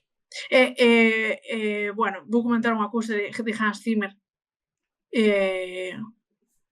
Porque aquí sí que teño máis que decir, ves? Non como nos outros do medio. O paréntesis, a laguna. A ver, o que creo que algo comentei ao principio de que, bueno, o que se diferencia máis John Williams de Hans Zimmer é como trata a música. O sea, no plano orquestal, John Williams e Hans Zimmer a música está formada, como dixen, como por moitas capas. E utiliza unha cousa que é o que se chama Hans Zimmer o muro de sonido, que é o que digo, que pon capa sobre capa. Utiliza instrumentos orquestales, tamén coro, logo supoño que sonidos, aí ao ordenador, e o que importa de Hans Zimmer son as diferentes texturas, mezclas, a sonoridade en general. Non tanto como decilo, non ese sonido da orquesta, aquí toca o fagote, aquí o oboe, que se escoita ben diferenciado cada instrumento. Aquí está todo máis como compenetrado. Logo, da banda sonora, bueno, non sei se pode dicir, de Interestelar, o instrumento que predomina, obviamente, é o órgano. O órgano.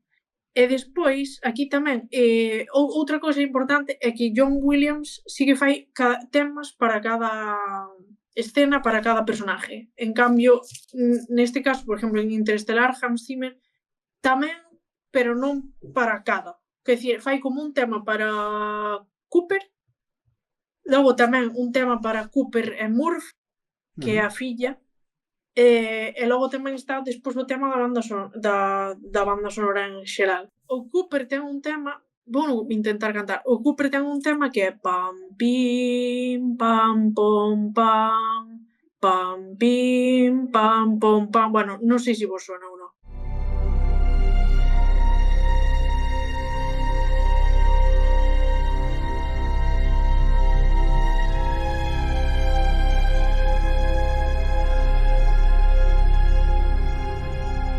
E despois está o tema de Cooper e Murph, que está todo o rato con esa nota plim, plim, plim, e fai plam, pam, pam, plim, tin, tin, tan, tin, tom, tin, tan, tin, tom.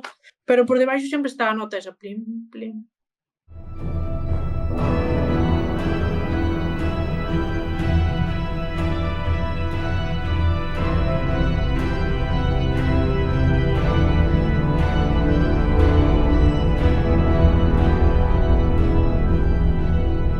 E despois tamén creo que fai como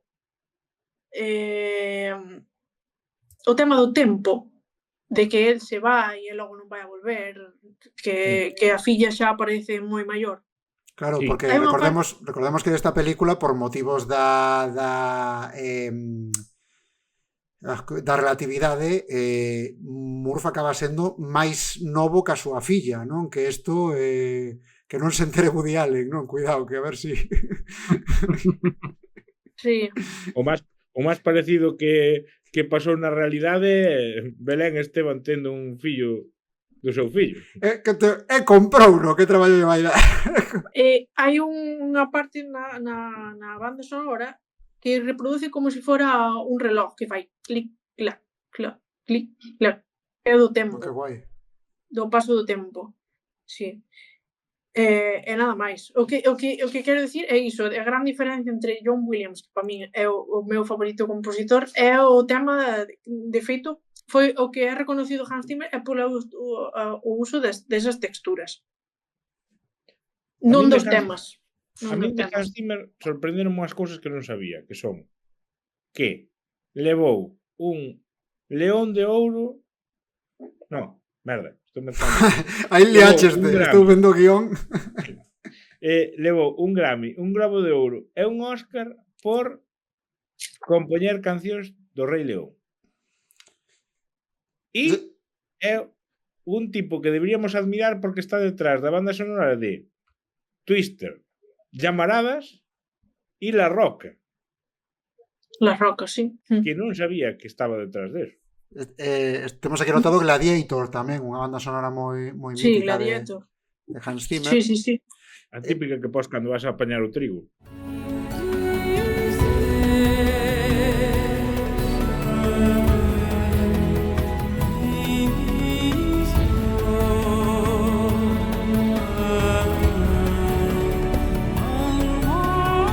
E non vos parece que hai, bueno, aquí saberá máis Belén, para min pareceme, vendo a filmografía de Hans Zimmer, eu vexo moita diferencia do que facía Hans Zimmer, porque Hans Zimmer tamén é o que fai, coescribe, non é el solo, pero é o que fai Piratas del Caribe tamén, que é unha banda sonora moi recordada, non? É moi recoñecible. Sí. Pero É moi fora do que temos por Hans Zimmer. moi fora do que temos por Hans Zimmer, pero claro, é que El Rei León tamén é moi fora do que Moi pensamos en Hans Zimmer. Eu penso que é porque hai un Hans Zimmer pre-Nolan e post-Nolan. Esa é a sensación que me dá. Porque neste caso estábamos vencellando unha vez máis os compositores cos directores, e neste caso hai unha relación entre Christopher Nolan e Hans Zimmer, non? E eu quero sacar outro caso de plaxio parecidos extraños con música que falaches de banda sonora que falaches de Piratas do Caribe de Hans Zimmer, que é de 2003, creo, a primeira.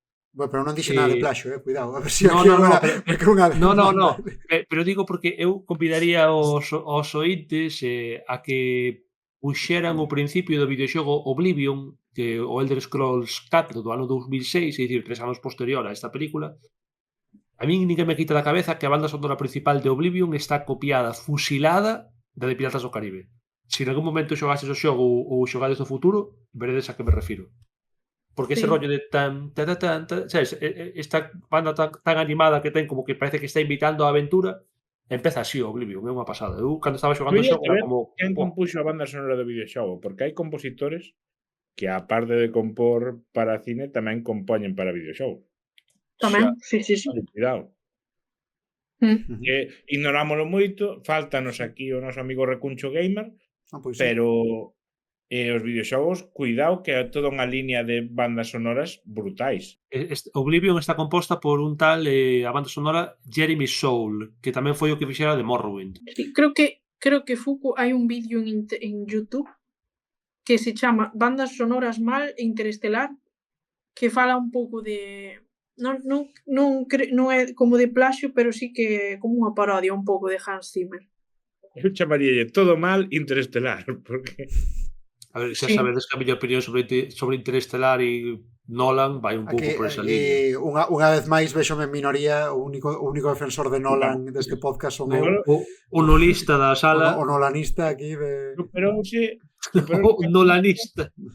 Superouse en peli mal que a peli que fixo despois da xente que iba para atrás. O de Tenet. É difícil de defender Tenet. Eu teño de cariño... VHS rebobinado na película... Eu Tenet xa non a vin, porque máis cando o tipo dixo que viña para salvar o cine, dixen, mira, vai a merda o cine que se tens que salvar ti...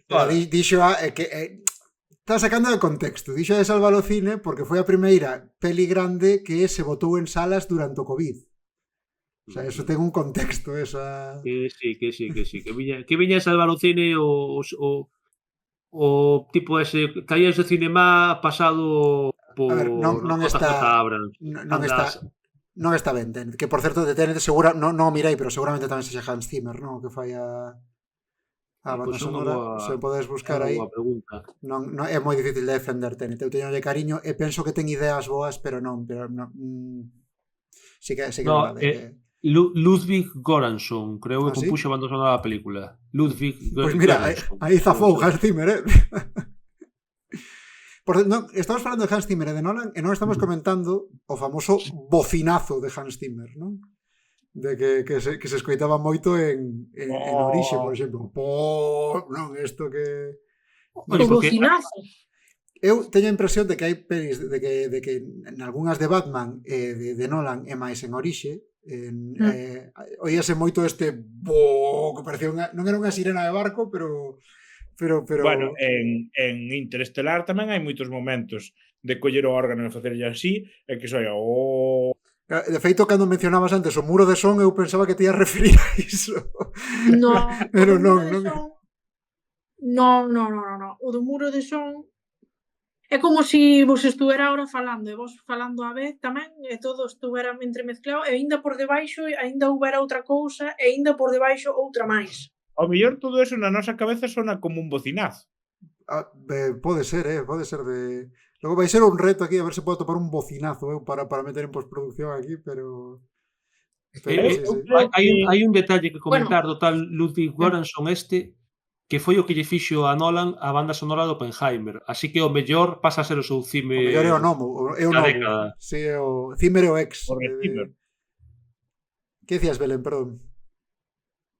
No, nada, o do muro de son, que é o Wall of Sound, que foi desarrollado por Philip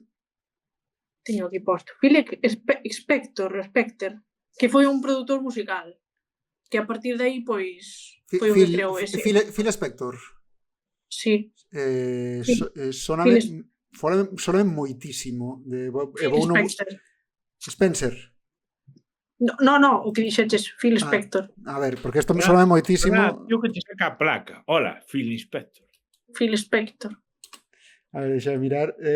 Que foi un produtor. Dos bocinazos, a mí soname que o fixo adrede porque está pensando que a xente se vai dormir na película. Vou Entón, buscar que a Batman falando un rato largo sobre os plans do malo, que si Alfred traeme un café, que si non sei que si isto é bueno ou malo, e tú estás aí xa cabezoneando, e el dalle o botón de e tú, sí, ahora, atendo. Ya. Estaba aí, mira. Phil Spector sonábame porque produce algúns dos discos dos Beatles, por exemplo. Sí, é productor, sí. Eso me sonaba. Moi ben, pois deixámoslo aquí con Hans Zimmer, a non ser que queirades mencionar algo máis. E saltamos entón, aquí non deixa de ver nomes que nos sonan, pero vamos falar agora de algo máis popero. Vamos falar agora de Danny Elfman. Danny Elfman que, antes de nada e de falar da súa filmografía, teño que decir que é o que fai a canción de empezar os Simpson, que eso xa... Os Simpson. Eso xa é un logro, eu flipei, non? Cando vin ese dato, dixen, hostia. Sí. Pero tamén teño aquí apuntado, falando dos videoxogos de antes, que foi o tipo que fixo a banda sonora de Fable 2. Ou Fable 2. Se Zimmer, perdón. O 2 non acabei, pero unha saga moi guapa. O sea, a de Fable. Ese Zimmer fixolle a banda sonora das pelis de Batman de Christopher Nolan. Danny Elfman é o que lle fai a banda sonora das pelis de Batman a Tim Burton, a mítica peli de Batman de 1989, que é un tema para min ese é o tema de Batman por excelencia. Cousa que Danny Elfman gustalle dicir tamén, que está feo se o dis ti de ti mesmo, non? Quero dicir, se o digo eu, é unha homenaxe, pero se o di el, non me jodas. Porque trascendeu e tamén foi a banda sonora que se usou nas series de animación e se usou en máis produtos pop cando falas de Batman. En cambio, outro quedou aí un pouco Christopher Noleado e oscurillo. De feito, ata o punto de que vos sabedes que hai dúas películas de A Liga da Xustiza, non? Que está... Bueno, A Liga da Xustiza, que non saiba o que pasou, A Liga da Xustiza, esta película de todos os superhéroes da DC, empeza a dirixir quen a Zack Snyder. Sí. Pero Zack Snyder ten unha traxedia familiar, non sei se lle morreu a filla ou unha cousa que a filla. Ou algo así, aparte unha morte traumática, non quero especular, non o sei de certo, non quero dicir unha animalada, pero penso que fora unha morte traumática, que ni sequera fora por enfermedade ou algo así. Si, fora algo polo que estás especulando na túa mente, si. Sí, pois por iso retirouse do proxecto. Entra, claro, eu non sei, unha vez máis, outra na lista das malas decisións que toman os executivos de Warner, meten a Joss Whedon a continuar a película, que claro, Joss Whedon é malo? Non, o que pasa é que isto é, pois non sei, como si... Pois, eu non sei, como se tes aí a un... Pois non sei, que son estilos completamente distintos, non? Empezou a facer primeiros planos do cu de Catwoman. De Catwoman, non, Wonder Woman. xa non só iso, xa é que Zack Snyder gustache máis ou menos, ten ese estilo de narrativa seria e de grandilocuencia, de trascendental, e metes ao dos Vingadores que che mete chistes e un dos personaxes é un mapache. Entón, claro, pois unha peli Frankenstein que non cadra. O caso é que a banda sonora das partes de Batman é unha especie de reinterpretación da de Danny Elfman, non? Neste caso, cando aparece Batman. Cousa que eu cando vin no seu momento, a verdade é que me gustou, porque me mola moito o tema, pero sí que a verdade é que é raro, non? De que non lle pega moito. Ten gracia porque o Zimmer fixolle tamén a banda sonora ao Flash iba a dicir do Flash verso, da serie de televisión de Flash, da vella e da nova, que recuperaron parte da banda sonora. E cando fixeron a peli mala, a peli de Flash que tamén caeu decrépita, non? Hai un momento no que van ondo Batman que a nós nos mola, o sea, o Batman do 89, ondo actor e tal, e mete, claro, como era tamén Michael Keaton. Claro, cando van onda Michael Keaton, e como tamén é a súa banda sonora, mete o tema de Batman. E é como tirarse elogios a sí mismo de pois vou gravar, chamarme para facer a banda sonora desta peli, que ilusión, porque vou meter todo o que me gusta do meu. Comede. Tomai. Máis cousiñas de Danny Elfman, que me comentades por aí? Que máis temos? Spider-Man de Sam Raimi. Sí, isto non sabía. Beetlejuice, e non vou dicir unha terceira vez, porque xa sabedes o que pode pasar. Ben feito.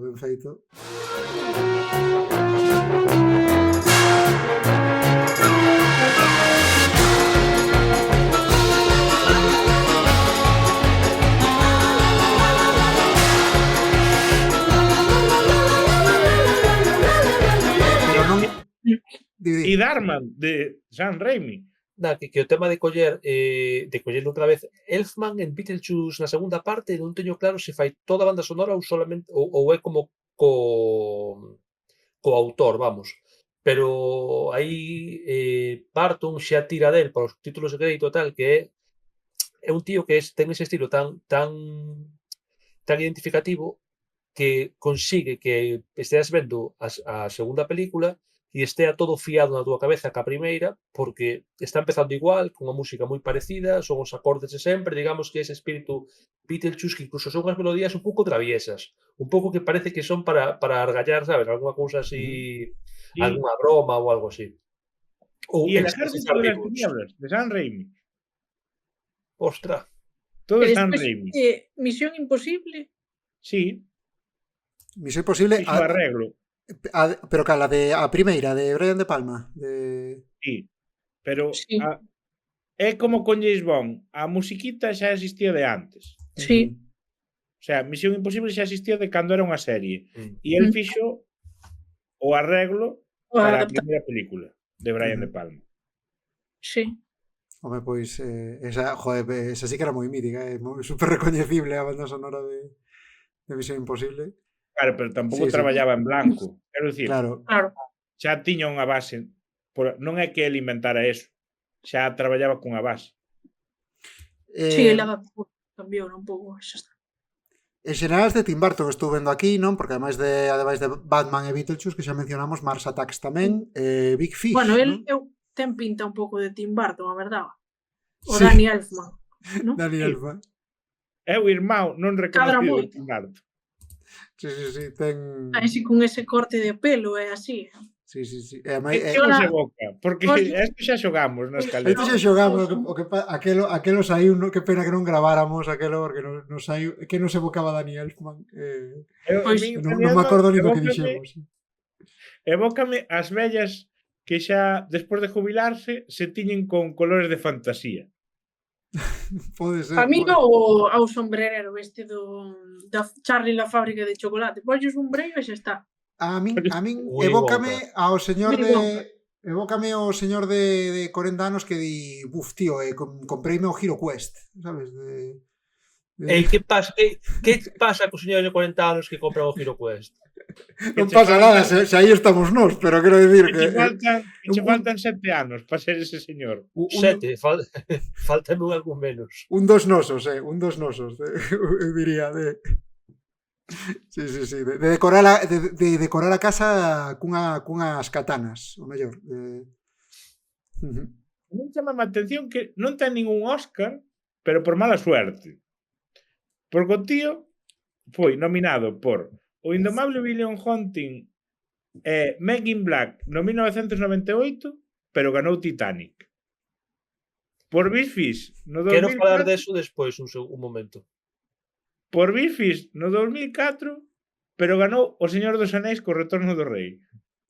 En 2009 tamén estaba nominado, pero ganou Slumdog Millionaire porque era moi graciosa a canción esa da Coca-Cola. Millionaire, non Millionary, pero sí. Claro, esa era de... Sigue de tu espíritu. Pinta de... Sí. Joder. Madre mía. Cancelado. Por certo, se pensades no de Titanic, pensades que a banda sonora de Titanic, e seguramente esteades errados, porque recordemos que hai... Sobre eso quero falar eu. Pois comenta logo, Fuco. No, digo que non estamos falando nada de outro para min mítico que como era o malogrado James Horner, que é o autor da banda sonora, bueno, que non sei se compuxo a canción de Celine Dion ou se non claro, teño que eso é o que iba a explicar eu, que non é a mesma banda sonora como o tema da... Quero dicir, que porque recordade que non sei se sigue existindo, pero había 2 Óscars distintos, un por banda sonora original e outro por canción. Canción original, sí. Que eran... porque, por exemplo, Eminem penso que ten un Óscar, pero por canción de 8 millas, non por facer unha banda sonora. Quero dicir que aí era consciente das súas limitacións. Facer unha canción, pois ben, porque é o que se adica, pero vas facer unha banda sonora. Cousa que non souberon ver os de Chapi, non? Como se chama o director este sudafricano? Sí. Pois, oiche, que a min os de Andbor tamén me molan moito, que fun a tope cando deron o concerto no Son do Camiño, aí estaba eu a tope, pero carallo, toda a puñetera banda sonora de Andbor. Non me fastidies, isto xa queres pegar un tiro ao final. Pasoulle tamén algo moi semellante a Alex de la Iglesia, con En Acción Mutante, toda a puta banda sonora de Defcon 2. Pero eso xa o fixera tamén en... Eso pasáballe con El Día de la Bestia. No, pero o que iba a comentar é fai toda a banda sonora de Acción Mutante de Defcon 2 e para El Día de la Bestia, que é posterior, xa aprende, e Defcon 2 fai a canción, non a banda sonora inteira, que eso é o que hai que facer, non? Pero volvendo a Danny Elfman, podemos igual comentar un pouco o estilo, non? Porque para min ten un estilo moi distinto aos demais, non só por ser máis popero, tamén porque a min evócame moito a travesura, ou digamos un pouco o caos, non? Porque me parecen todas as cancións nos que pasan cousas e hai moitos cambios, como, por exemplo, a de Batman, como empeza moi lento, e vendrá algo así, é como que van entrando instrumentos, e a dos Simpsons, se pensades, é igual, non? Co eso de que empeza aí, non sei, como flautillas polo medio, tal, é como, non sei se ten un nome ese estilo, pero eu relaciono moito con el. No, simplemente que... A ver, a dos Simpson, a banda sonora dos Simpson, o tema é que escribe o que falamos das escalas. Escribe, é unha escala en modo maior, alegre, digamos, o modo menor triste, este alegre, entre comillas, poño, e hai unha nota particular, pam, pam, pam, pam, pam, pam, hai unha nota particular que é o fa sostenido, que é o que lle dá o toque do Simpson. Que si esa nota lle quitas esa alteración, bueno, en música hai unhas notas naturales, sol, la, si, do, e que esas notas lle podes añadir un sostenido ou un bemol. Ujú. E iso altera a nota. Vale, pois no dos Simpson o fa está sostenido. O sea, esa escala maior sostenida. E iso é o particular, que é o que lle fai o toque. Se a pos natural Ujú. non vale para nada o tema ese. Ostras, pois mira, E a verdade é que cambia moito. A mí recórdame, bueno, non ten nada que ver, que é un compositor Mahler, Gustav Mahler, que é un compositor sinfónico de orquesta, que non ten nada que ver.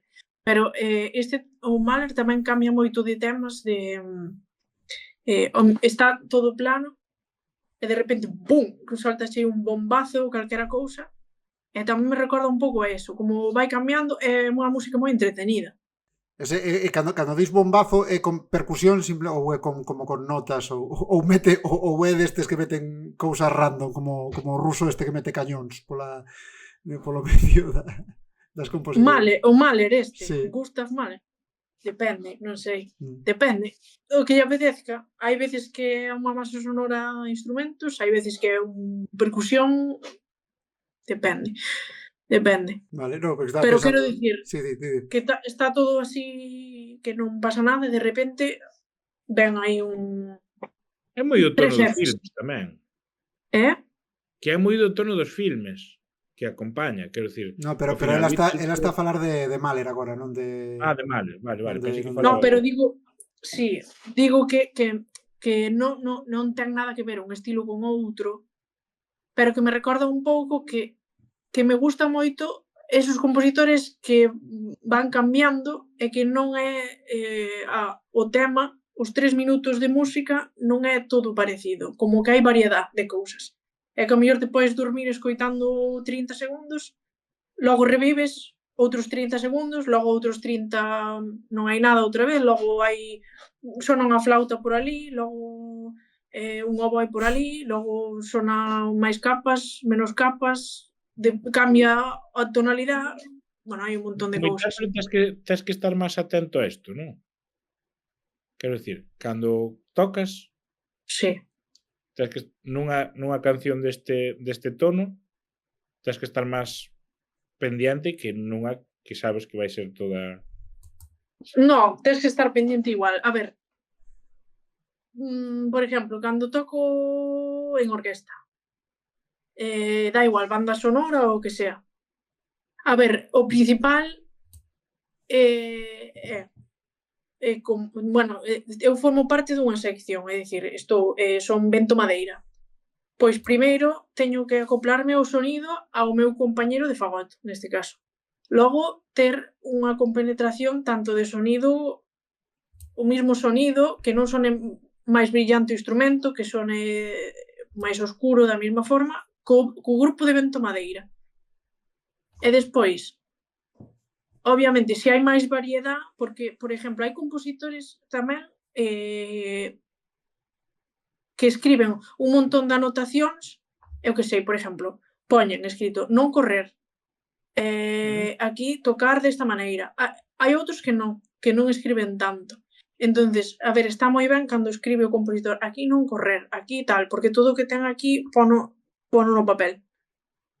Sí que é verdad que se cambia moito e hai un montón de variedade, tamén che axuda o director, porque, claro, se non de repente está facendo plin, plin, plin, e de repente vai pa, cambia, logo de repente non hai nada, se non hai unha persona que dirija un pouco, é moi caótico. Pois acabasme de solucionar a dúbida que tiña eu de toda a vida de para que vale o director de orquesta, porque teño que recoñecer que non me tiña nada claro. Sí, de feito iba a decir, hai moita xente que di, para que serve un director de orquesta? A ver, cuidado, eu imaginaba que para algo valería, quero dicir, non son tan sobrao como para pensar, como eu non entendo, non, pero non sabía. Como os funcionarios, que están aí con os Está papeles. posto se aprobou a posición do director e aí quedou, non? Hai algúns, pero é moi importante. De feito, é que dirige unha persona e dirige outra, e se tocas Piratas del Caribe, supoñendo, dirige unha e dirige outra persona, pode cambiar un montón. A forma de pensar, de como estás ese día, de como está tamén a orquesta, pero o director é moi importante, sí. A ver, por exemplo, se tocas unha marcha, que é todo o rato mismo, eu que sei, por inventar un ritmo, se quitas o director, todos podemos seguir a peza sin ningún problema, pero claro, cando se empeza a complicar, cando hai cambios de matiz, quero dicir, máis fuerte, máis suave, cambios de tempo, de compás, refiérome á acentuación dos pulsos, eu que sei, se vai pam, pam, pam, pam, pa, pa, pa, pa, pa, pa, pa, pa. Ten que haber unha persona que mova o conxunto, senón vai haber descoordinación. Pois mira, aquí hoxe aprendendo aquí teoría musical e discutindo de Gustav Mahler, non? Que é unha cousa que eu recoñezo que só coñezo a este compositor pola conversa que ten Woody Allen en Manhattan sobre el. Pero mira, estamos a nivel de cultura de Woody Allen xa, non sei, isto é remarcable neste podcast, damos ya todos os palos. Nada, facemos un descansiño e continuamos aquí falando destes compositores.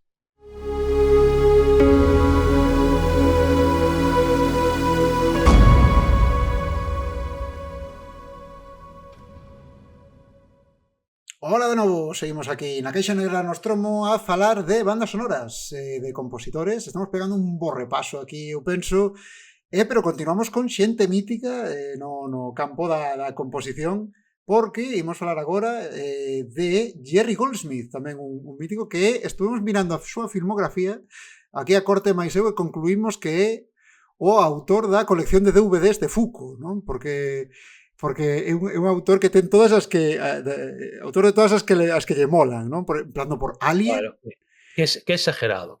Alien, Air Force One, Pequeños Guerreros, La Momia de 1999, Congo, cuidado, do mono que fala, a do Congo, de Congo. Por favor, non digas por aí que a min me gusta Congo, porque non é certo. Os Gremlins, Poltergeist, pelis moi míticas ten en xeral. Eu, de todas estas que... Desafío Total, que a mencionamos antes tamén, é de Jerry Goldsmith tamén.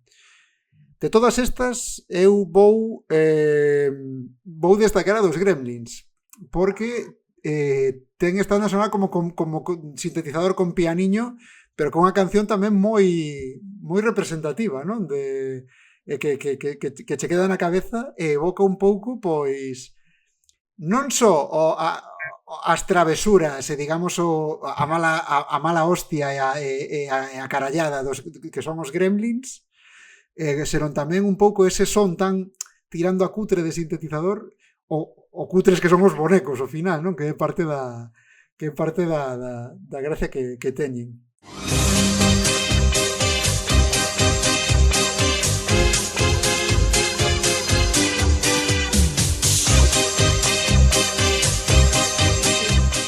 Eu odiaba os Gremlins, non soportaba.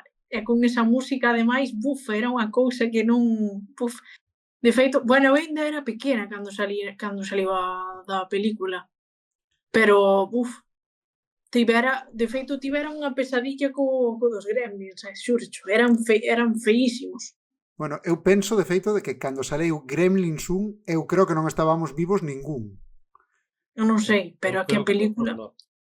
Pero eu creo que o xoguete dos Furbis se sacou desto. Ostras, pois non che faltaría razón, porque a verdade... Pode ser. Pero aparte a música esa, tin, tin, tin, tin, así é parecida. Tin, tin, tin, tin, tin, tin, tin, tin, tin, tin. E a primeira vez que compran un xoguete e che dan normas.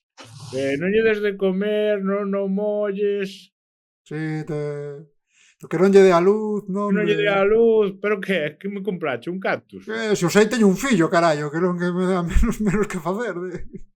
Sí, sí, sí. Bueno, os Gremlins que é unha película dese xénero que sempre celebramos moito neste podcast, que é terror para nenos. O máis gracia do pai é que o pai é un tirao que é inventor, pero nada lle funciona, compra unha cousa chunga no primeiro garito chungo que ve, en plan, buah, neste callejón seguro que hai algo para o meu fillo.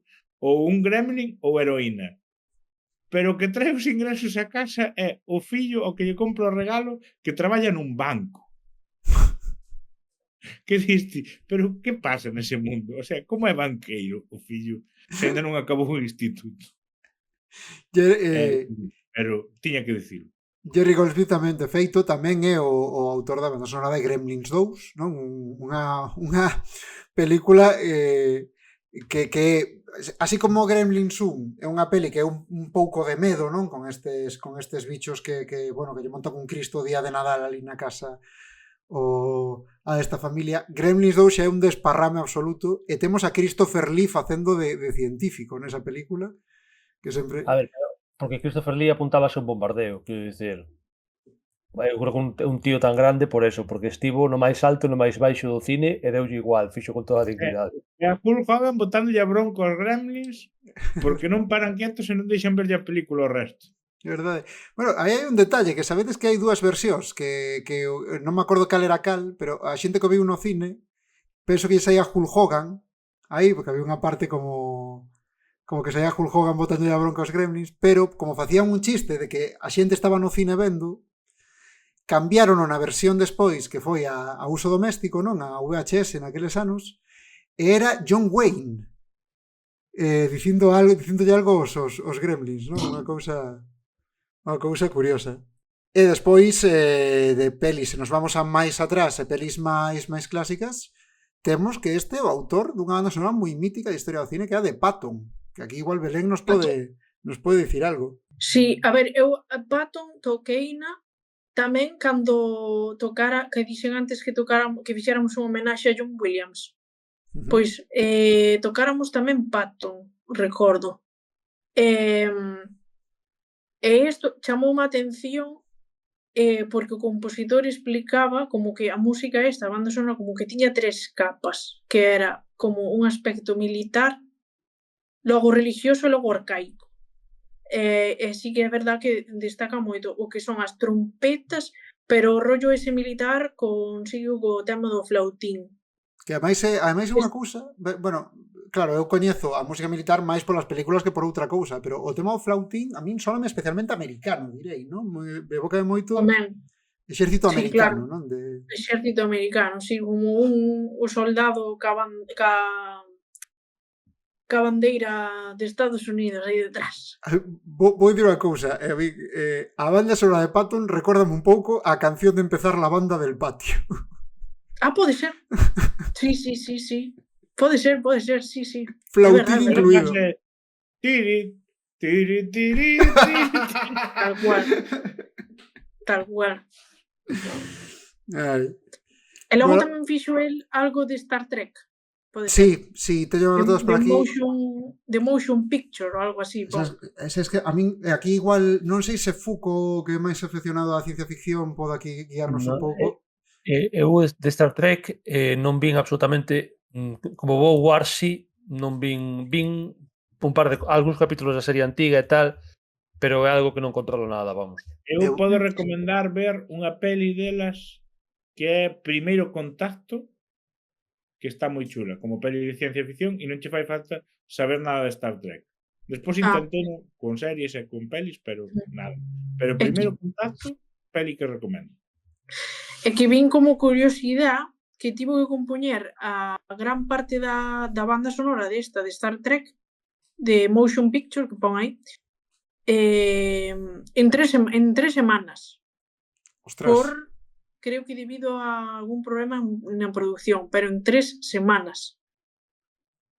Madre mía. O sea, moi pouco. Para compoñer unha obra, madre mía. Eu imagino que esta xente... que xa tería a base da banda sonora da serie. Eso que iba a decir. Pode ser, pero ainda así, 3 semanas... Eu entendo que esta xente que gaña a vida compoñendo tan a ter moitas cousas que se lle quedan Sí, a con medio facer, recursos. non? De di, esta, non me está molando, deixo apartada, igual volve sobre ela ou algo así. Ainda así, meritazo, claro. Pelis que aínda non mencionei, porque a verdade é que non me acorda ben da banda sonora delas, pero que son pelis moi destacables, non? Ten Patton tamén dentro do tema militar, ten Tora, unha película sobre o evento o ataque de Pearl Harbor, Dejaron. que é unha o sea, recoñécese moito esta película por ser polo seu retrato dos militares xaponeses, é dicir, unha peli moi pouco maniquea, moi respectuosa e moi informada co bando xaponés, non? Que o cal é remarcable porque é unha peli moi antiga. Tamén ten Chinatown, de mítica peli de Roman Polanski. Bueno, Mulan, efectivamente, iba a comentar que esta sería un pouco a rareza, non? De Disney sempre destaca bastante por darlle moita importancia á música, non? Pero bueno, como nos pasou antes co Rei León, que está aí como... Sí. O sea, como que teñen as oportunidades de meterse nunha de animación de Disney, pero... E lo peta, pero tampouco recordas como a banda sonora deste señor. Sí, sí. A mellor é porque en España as volveron a cantar os de Operación Triunfo. Eu creo que o tema é que estemos debaixo do radar da mesma forma que moitas veces non somos conscientes de que o Rei León o protagoniza peña tipo Jeremy Irons, sabes? E como no caso dos actores porque non lle estamos vendo a cara. No caso dos compositores porque ao mellor consideramos que un cine menor e non lle facemos moito caso. Logo tamén outra banda sonora del é da película de Planet of the... Planeta dos Simios, sí. Sí. Do Planeta dos Simios, pero porque nesta utiliza instrumentos de percusión pero non convencionais. O sea, como se fai en Galicia co latón. Sí, ou cos sachos, ou mete botas, creo, tamén. O sea, instrumentos non convencionales, digamos. O sea, que non son instrumentos, son outras cousas. Sí, como instrumentos cotidianos, de cosas cotidianas. Como se enteren os profesores de música, cuidado, que... A lata de pimentón, Paco. Eso, tamén. Canchi iba a dicir que unha das grandes bandas sonoras da ciencia ficción tocada por Lata de Pimentón. Supoño que estamos a falar da antiga, non? Del Planeta dos Simios. Sí. Da película de... como se chama? Charlton Heston, non? Charlton Heston. Que os da nosa idade recordamos se cadra máis polos clips del Informal que non tanto pola... No, pero é unha peli que co tema da banda sonora tamén me parece que é unha banda como moi inmersiva, porque a mí sempre me pareceu que psicodélica non é a palabra, pero como que acompaña moi ben as imaxes e esa idea que dá o mundo desa película, dun mundo primeiro moi pouco habitado, super ruralizado de novo, no que parece que solamente hai monos vivindo en pequenos poboados con lote de escravos humanos e tal. A zona prohibida, que ten creo que incluso a súa música propia, ten así un toque que a min a verdade que me mete moito na película, non sei.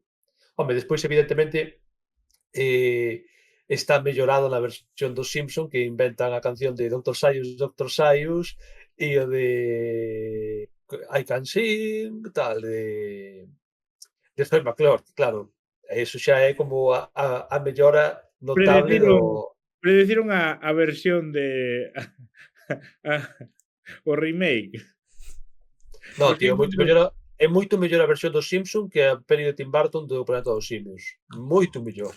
Esa peli non me gusta nada. Eu de cando se estrenara esa peli, acordo que había moitos reportaxes na tele de joder, que malo están pasando os actores cos traxes de mono super peludos e tal, que non transpiran e que teñen que beber auga cada 5 minutos. Puto Tim Burton. E ves as pelis vellas e parece que van con pixamas de mono. Eu desa peli só me acordo de 2 momentos, a priori, un é o final, así que non quero facer spoiler, pero ten un final que non ten nada que ver co resto da película, que é como menuda Porque subnormalada que acaba de pasar. Sí, aí sí, hai unha un parida. dato. E No e remake, e e o no outro remake momento colleu a é novela. o outro momento que é cando o mono, o mono malo, vamos, colle ao prota ou a un dos esclavos que tiñan ali humanos, que lle abre a boca e empeza a dicir: "Hai un alma aí dentro, hai un alma aí dentro", porque están discutindo sobre se os humanos teñen ou non alma como teñen os simios. Que O tema desa peli é que deleznable.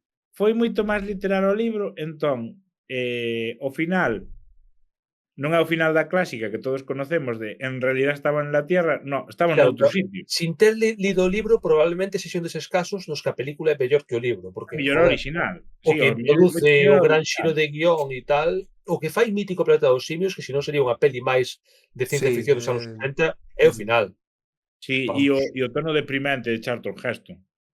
De E conste que todo. eu son un gran defensor da segunda parte, que conste, a min é unha peli que me mola. A mí mólame toda a saga bella e lo dejo aí. Eu a Toda. saga bella non a vin enteira, faltame a cuarta e a quinta, pero a primeira e a segunda molan as dúas. Eu non podo, a min custame moito meterme nesta saga tanto na bella como na... Mira, a de Tim Burton xa nos esquecemos dela, pero a min custame moito meterme nelas, a verdade, eu non acabo de... que se me fai ridículo dos monos, tío, non Incluso podo pasar os de... É novos que o que pasa, hai unha idea aí que conmigo non casa e non me podo meter. Pásame parecido con Ratatouille, que sí, que a peli moi bonita, pero é unha puta rata cociñando. Eu eso non me podo quitar da cabeza. O puto noxo que me dá a rata dos huevos na cociña. E non podo pasar de aí.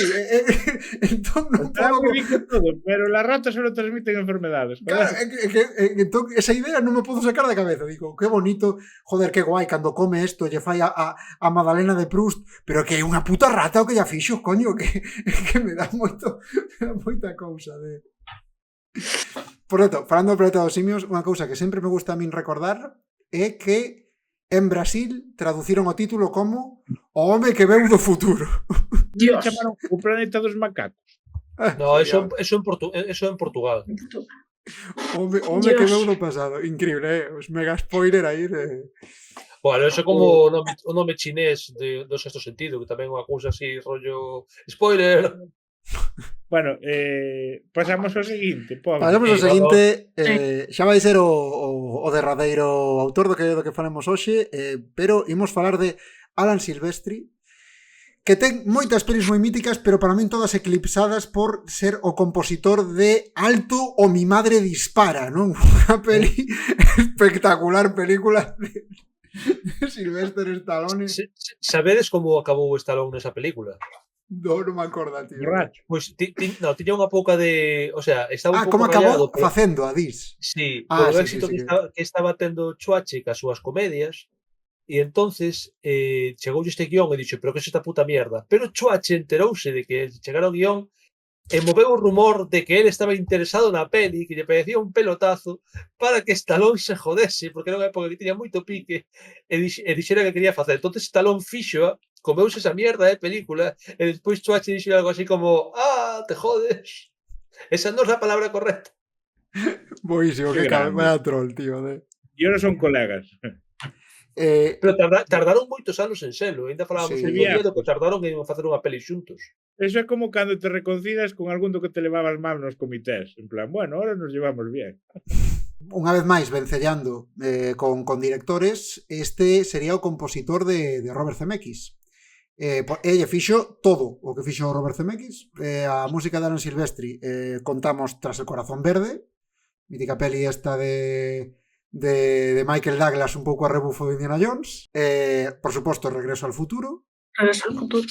Que seguramente se xa máis mítica del, ¿no? Unha banda sonora moi coñecida.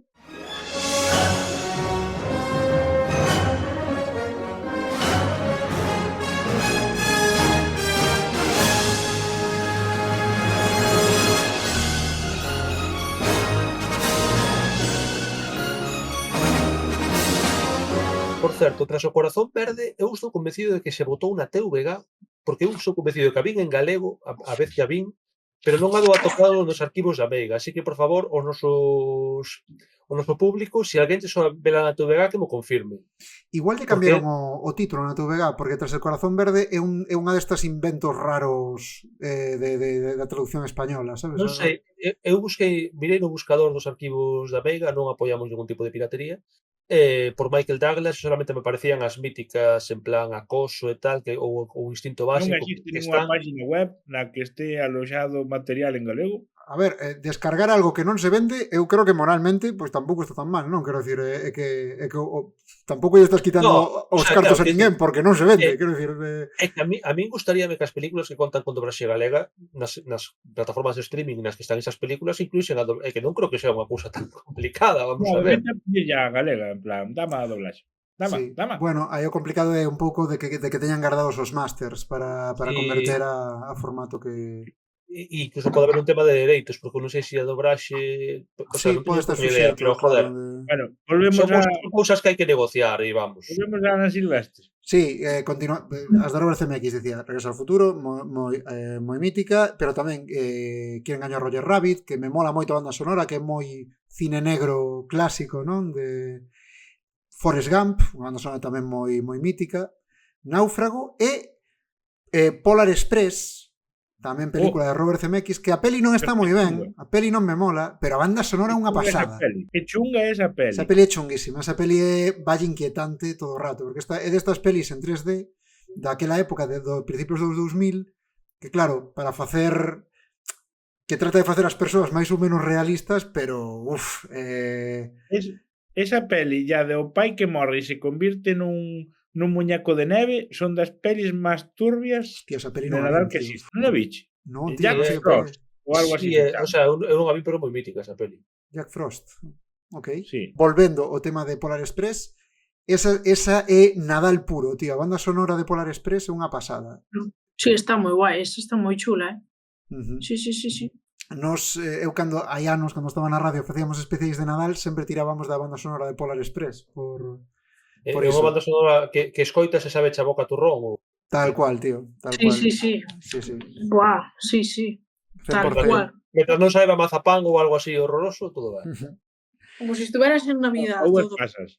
Ten tamén banda sonora de Depredador, non? De Predator. É unha banda outra peli de mierda, pero con unha banda sonora bastante mítica, Delta Force, a película de peli de mierda? De Chuck Norris, non? Un respeto. Estaba pensando, pero esa non é... No, esa non é a de Desaparecido en combate, non, é outra. Non, esa é Delta Force, é diferente.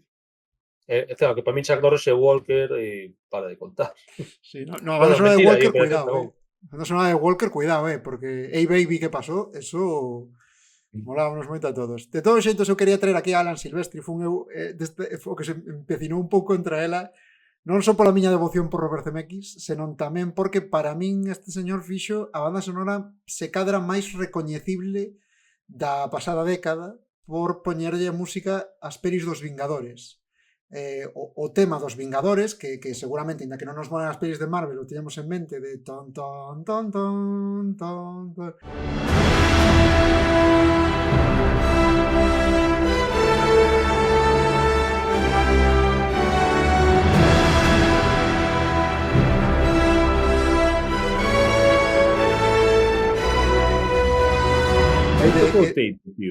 É de Alan Silvestri e eu gústame moito porque empecéi este episodio queixándome un pouco de que me dá a impresión de que no cine moderno xa non se fan bandas sonoras memorables, pero este sería o contraexemplo, non? A banda sonora dos Vingadores, ademais sendo, pois, seguramente a saga máis popular da década pasada, a década de 2010, non? Entón, era como 10 anos a peli, Os Vingadores 1 Sí, é verdade que Os Vingadores 1 sí, ten 10 anos, ten máis, de feito, porque eu creo que é de 2012 ou algo así. Pero por eso digo, da década pasada, non? Da década de 2010 a 2020, que é o intervalo un pouco das pelis de Marvel do MCU, non? Deixámoslo aquí un pouco para que nos diga a xente que bandas sonoras lles molan, que bandas sonoras non lles molan. Vos aí deixádenos aí na caixa de comentarios, que isto sempre é unha cousa que nos mola. tamén se lles gustou o formato de episodio, porque non é o típico modelo de episodio que temos. Sí, por favor. Nos alimentámonos dos vosos comentarios. Deixad aí, o noso feedback. E ata aquí vamos a dar por concluído este episodio de hoxe, pero dándolle moitas grazas a Belén por pasarse por aquí. Espero que pasaras ben. Sí. Sí, o sea, sabedes un montón de películas. Dichedes un montón. No, moi guai. Gustoume o reto de... Porque, a ver, normalmente xa vos digo que non toco nunca bandas sonoras. Entonces, gustoume o reto de rememorar, buscar un montón de curiosidades sobre algunhas bandas sonoras, incluso que algunhas non conocía tamén, Nós a verdade que aprendemos moitísimo hoxe contigo, quero dicir, creo que dos programas nos que sinto que máis aprendín, sinceramente. Agora tiñamos que tirarnos o pisto, non? Porque de saber de todo o que saben os nosos convidados, non? Agora poderíamos ir de que somos músicos e pilotos de submarino e espadachíns. Sería hostia. Ir sumando aí, non? Como sería multiusos. Inflando o currículum, non? Homes do Renacemento. Bueno, pois, moitas grazas Fuco, moitas grazas a Corte, e a todos vos, moitas grazas por chegar aquí, que ademais significa, se chegastes aquí, que non nos tirou o episodio de YouTube por dereitos de autor, así que estamos moi contentos. Bueno, non tarareamos tan ben. Vémonos no seguinte episodio. Adeus.